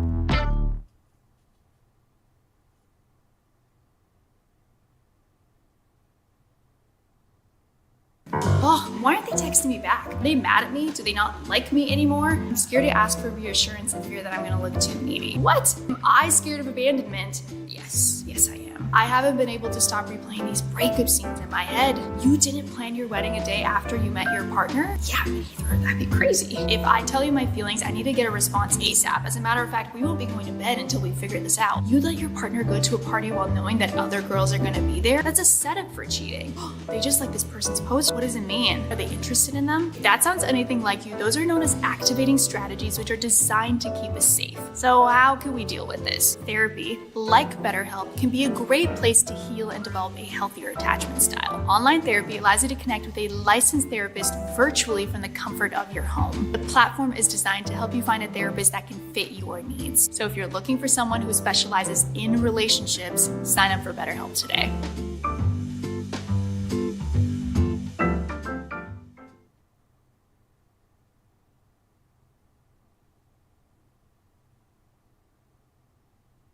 So I want you to think back to when I covered the movie The Ruins. Alright, so you remember Amy and how she's literally the worst person in existence and really deserved to be consumed by the plants on night 1? Okay, now get like a friend group composed of nothing but Amy's, and we have today's video. Deep in the woods in some unknown area of the US, a group of friends is searching for a lake to go camping at as they have just finished up their college careers and are all heading out to bigger and brighter futures. With this knowledge, surely nothing will go wrong. As they set up camp for the night and have the worst conversations imaginable, they begin to hear things moving out in the woods and begin to suspect that there is something out there. Completely ignoring this, they then decide to go sleep anyhow and not keep a watch for anything, which ultimately leads to an attack on some of their campsite. These infected people have become animalistic in a lot of ways and crave human flesh. With that said, however, the pathophysiology of this disease is displayed quite readily, and we will see this based on their symptoms, which will also give us a pretty clear idea as to what's happening to them internally. And despite what it looks like, trust me, it's not rabies. So bear with me on that. In today's episode, we will be discussing the disease from the movie Feral and how it begins destroying the body from the inside out, leading to the actions that we see, and also be straight up making fun of this friend group because they're about the worst group of people imaginable. I mean, seriously, I think there's like one redeemable person in this, maybe two. Alright, so usual spiel time. There will be a timestamp up on screen. If you want to bypass the summary and head into the virology of this disease, then you can go there. Otherwise, let's discuss why this movie A doesn't seem to grasp the concept of how far a scream actually travels, and B, if like even the most basic amount of human interaction took place, you know, like an explanation or something, this whole problem could have been stomped out in about 2.7 seconds. But again, a group of Amy's walk into a bar, am I right? So we start off our story with a woman on a cot and a man about to get her got. That rhymed just in time. She plunges upwards, screaming somewhat inhuman, and we get a glimpse of her yellow eyes. The man raises his old force multiplier and domes her, and then we get the movie title, Feral. We now hop on over to our happy campers going for a hike through the woods towards some mystical lake destination. So So here's the thing, right? As they hike along, they're complaining about how far the hike is, but they know, presumably, that they should be hiking all day. So they should have known that they would be hiking a fair distance. And even when they set up camp, it's still like 4 more hours of hiking. So this isn't really a nitpick, but just know, like, if you're gonna go hiking towards a destination, you may in fact be walking a lot. So they decide to set up camp for the night, as they're all pretty tired and the sun is beginning to set. So you know what time it is. Everyone having fun, setting up the campsite, music playing. Yeah, you know, good times. As they do, they get their tent set up, and then we flash over to the night. So here's where you're going to learn to hate everyone, and nobody really matters in this movie. So they begin discussing the school year, right? And I gotta tell you, having gone to college, you don't remember people's names who are annoying. You show up, roll your eyes when someone talks about the crystal lattice structure of genes, which is completely wrong anyways, because they really just wanted to sound smart, and then you go home, and about 4 years later, you make a YouTube video referencing the absolute stupidity you just witnessed. That's the natural way. But as they talk, I swear, I'll wrap this up, but it's like just a really weird conversation. So one of the dude's name is Matt, right? And he's saying, well, I'm into neurology. And his so-called friend Jesse is like,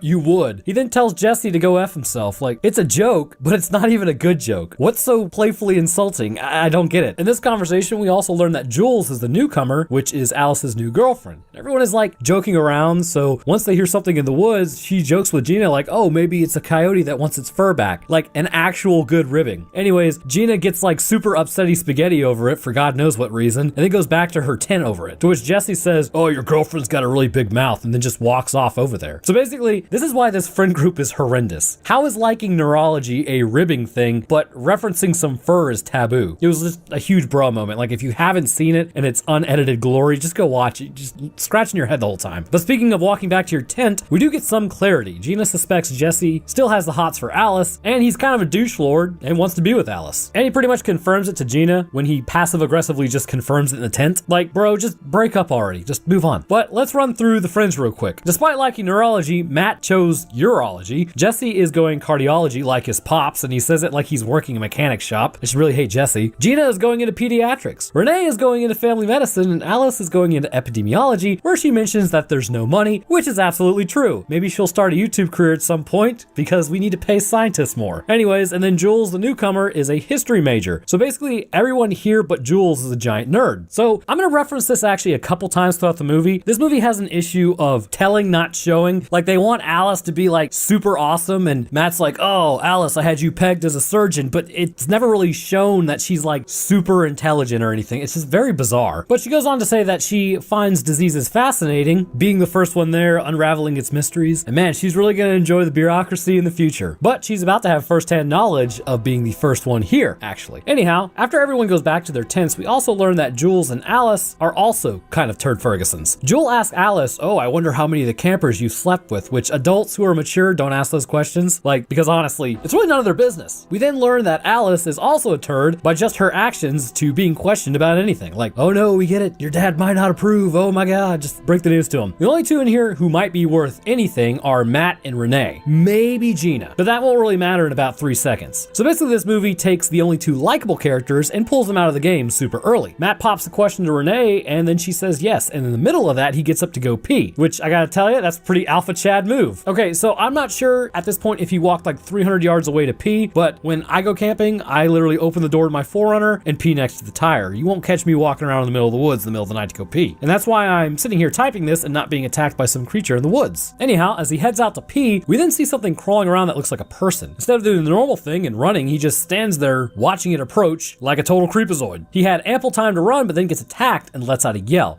which nobody hears. A little while later, Renee goes out there to investigate and gets attacked next to his body, or what's left of it. She then lets out a yell, and then all of a sudden the whole campsite hears them. Again, tents don't block any amount of noise, so why was her yell heard over his? Who knows, that's the fun, but also on top of that, whenever anybody moves in a campsite, I don't know how many of you guys have been camping, but when people move in a campsite, especially if they're like looking for somebody else, the typical thing you do is open your little tent door and be like, hey, what's going on? But anyways, I digress past that. So everyone comes running over and Renee's face is busted open like a can of biscuits, but it really kind of just appears. Simply put, cancer starts with one cell going bad. But by the time it's been diagnosed, there may be 100 different kinds of cancer in a patient. Basically, circumstances and luck have put me in a unique position to have a perspective on a problem that no one else had. There's always people who defy expectations. I mean, Emily's going to be one of them. Kept telling her, you're going to beat this no matter what.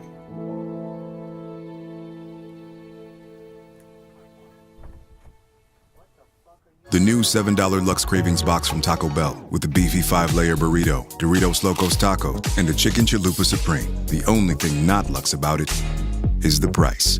The new $7 Lux Cravings box, only at Taco Bell.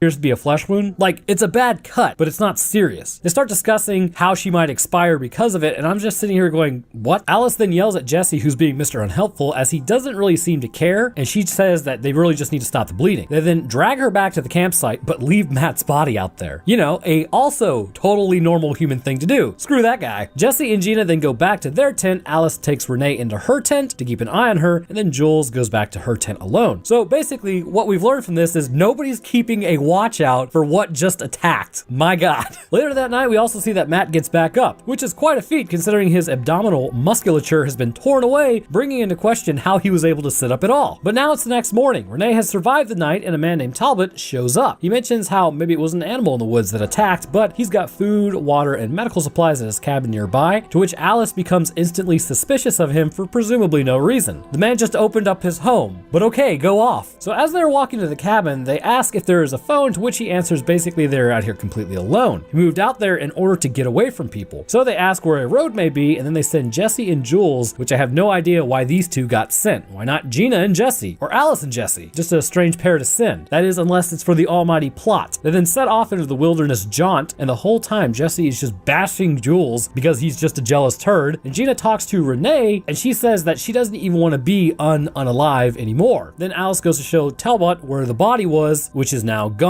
She says it didn't just get up and walk away, but walk away it indeed did. Further into the walk, Jesse and Jules come across a rabbit hung in a tree. She questions why someone might be doing this, which Jesse responds aggressively, to which she finally is just like, you don't really care for me much, do you, dude? So they get in a right proper domestic over it, with him calling her some names, saying like, no, I'm in love with Alice, my feelings. And she shoves him into a bear trap, which I mean, bad luck, but I get it. She attempts to help him, but neither of them are strong enough to open the bear trap to get his leg out. After the third attempt, he tells her to go back and get help, but it's going to be a while as they walked pretty far. Back at the cabin, we get further confirmation that Alice is continuing to be a huge turd. This will be a running theme throughout like the whole breakdown. I literally dislike most of these characters. Alice picks up a picture on the shelf and asks if it's Talbot's wife. He says yes, and that she passed a while back. Gina says she's sorry, like a normal human being. And Matt, if you'll freeze it here, let me ask the audience a question. Do you A, make a snarky remark to somebody that literally opened up their home to you? B, also say you're sorry? C, stay quiet? Or D, say anything other than a snarky remark? Well, if you're Alice, you go with A. She's like, yeah, it's a real Disney World up here. Like, again, all I can say is, guess who's getting kicked out of the magical kingdom? Get your crap and go then, Alice. Talk about looking a gift horse in the mouth. Again, for them trying to make her the likable character, it's not working. So now we're starting to see some things happen to Renee. As Alice talks to her and strokes her hair, a piece of it comes out in chunks, so that's probably not good. Talbot at this point is looking outside saying the sun is setting, and for your own personal reference, whenever somebody says that, much like in Gears of War when the Krill come out, that means something bad is about to happen at night. Alice then walks in and says it's spreading more rapidly. Like, what is spreading? She doesn't actually know what Renee has. So I think this was actually a misspeak in the movie. Talbot says she's unaliving, but rather than explain, he says, oh, nothing, when asked about it. So, you know, now would be the perfect time to tell everyone what you found, Talbot. Share with the class. But he doesn't. Also, I take it back. Gina, as I mentioned previously, is a salvageable character. She seems to be the only one capable of human emotions. Also, she says to Alice, I wish I was strong like you, to which Alice responds, I'm not strong. Yes, very human interaction. And now it's nighttime, and Jesse is still struggling in the bear trap. At this point, I'm pretty sure his ankle is broken, so he's not gonna go anywhere anyways. But on her jaunt back to the cabin, Jules runs across the thing in the woods. Hearing its growl, she takes off and hides underneath a tree. Also, don't tell me this doesn't look like that scene from Lord of the Rings where the hobbits were hiding. The creature approaches, apparently smelling her, but does not spot her, and instead takes off in Jesse's direction, and Jules takes off the other way. Back at the cabin, Alice awakens to find someone moving in Renee's room. She goes in with the force multiplier and finds that Talbot is trying to inject Renee with something, and he responds it's antibiotics. He then says, I have no choice. He could have just explained what was going on, and instead goes to inject her anyways, and then takes a round to the shoulder. Ouchies. So Alice and Gina hear something outside at this point, and Alice tells Gina to blast him in the leg if he gets up. So for more of your own personal information, you have like a ton of blood running through your leg at all times, and it's really easy to damage those vessels if shot. Hitting someone in the leg is not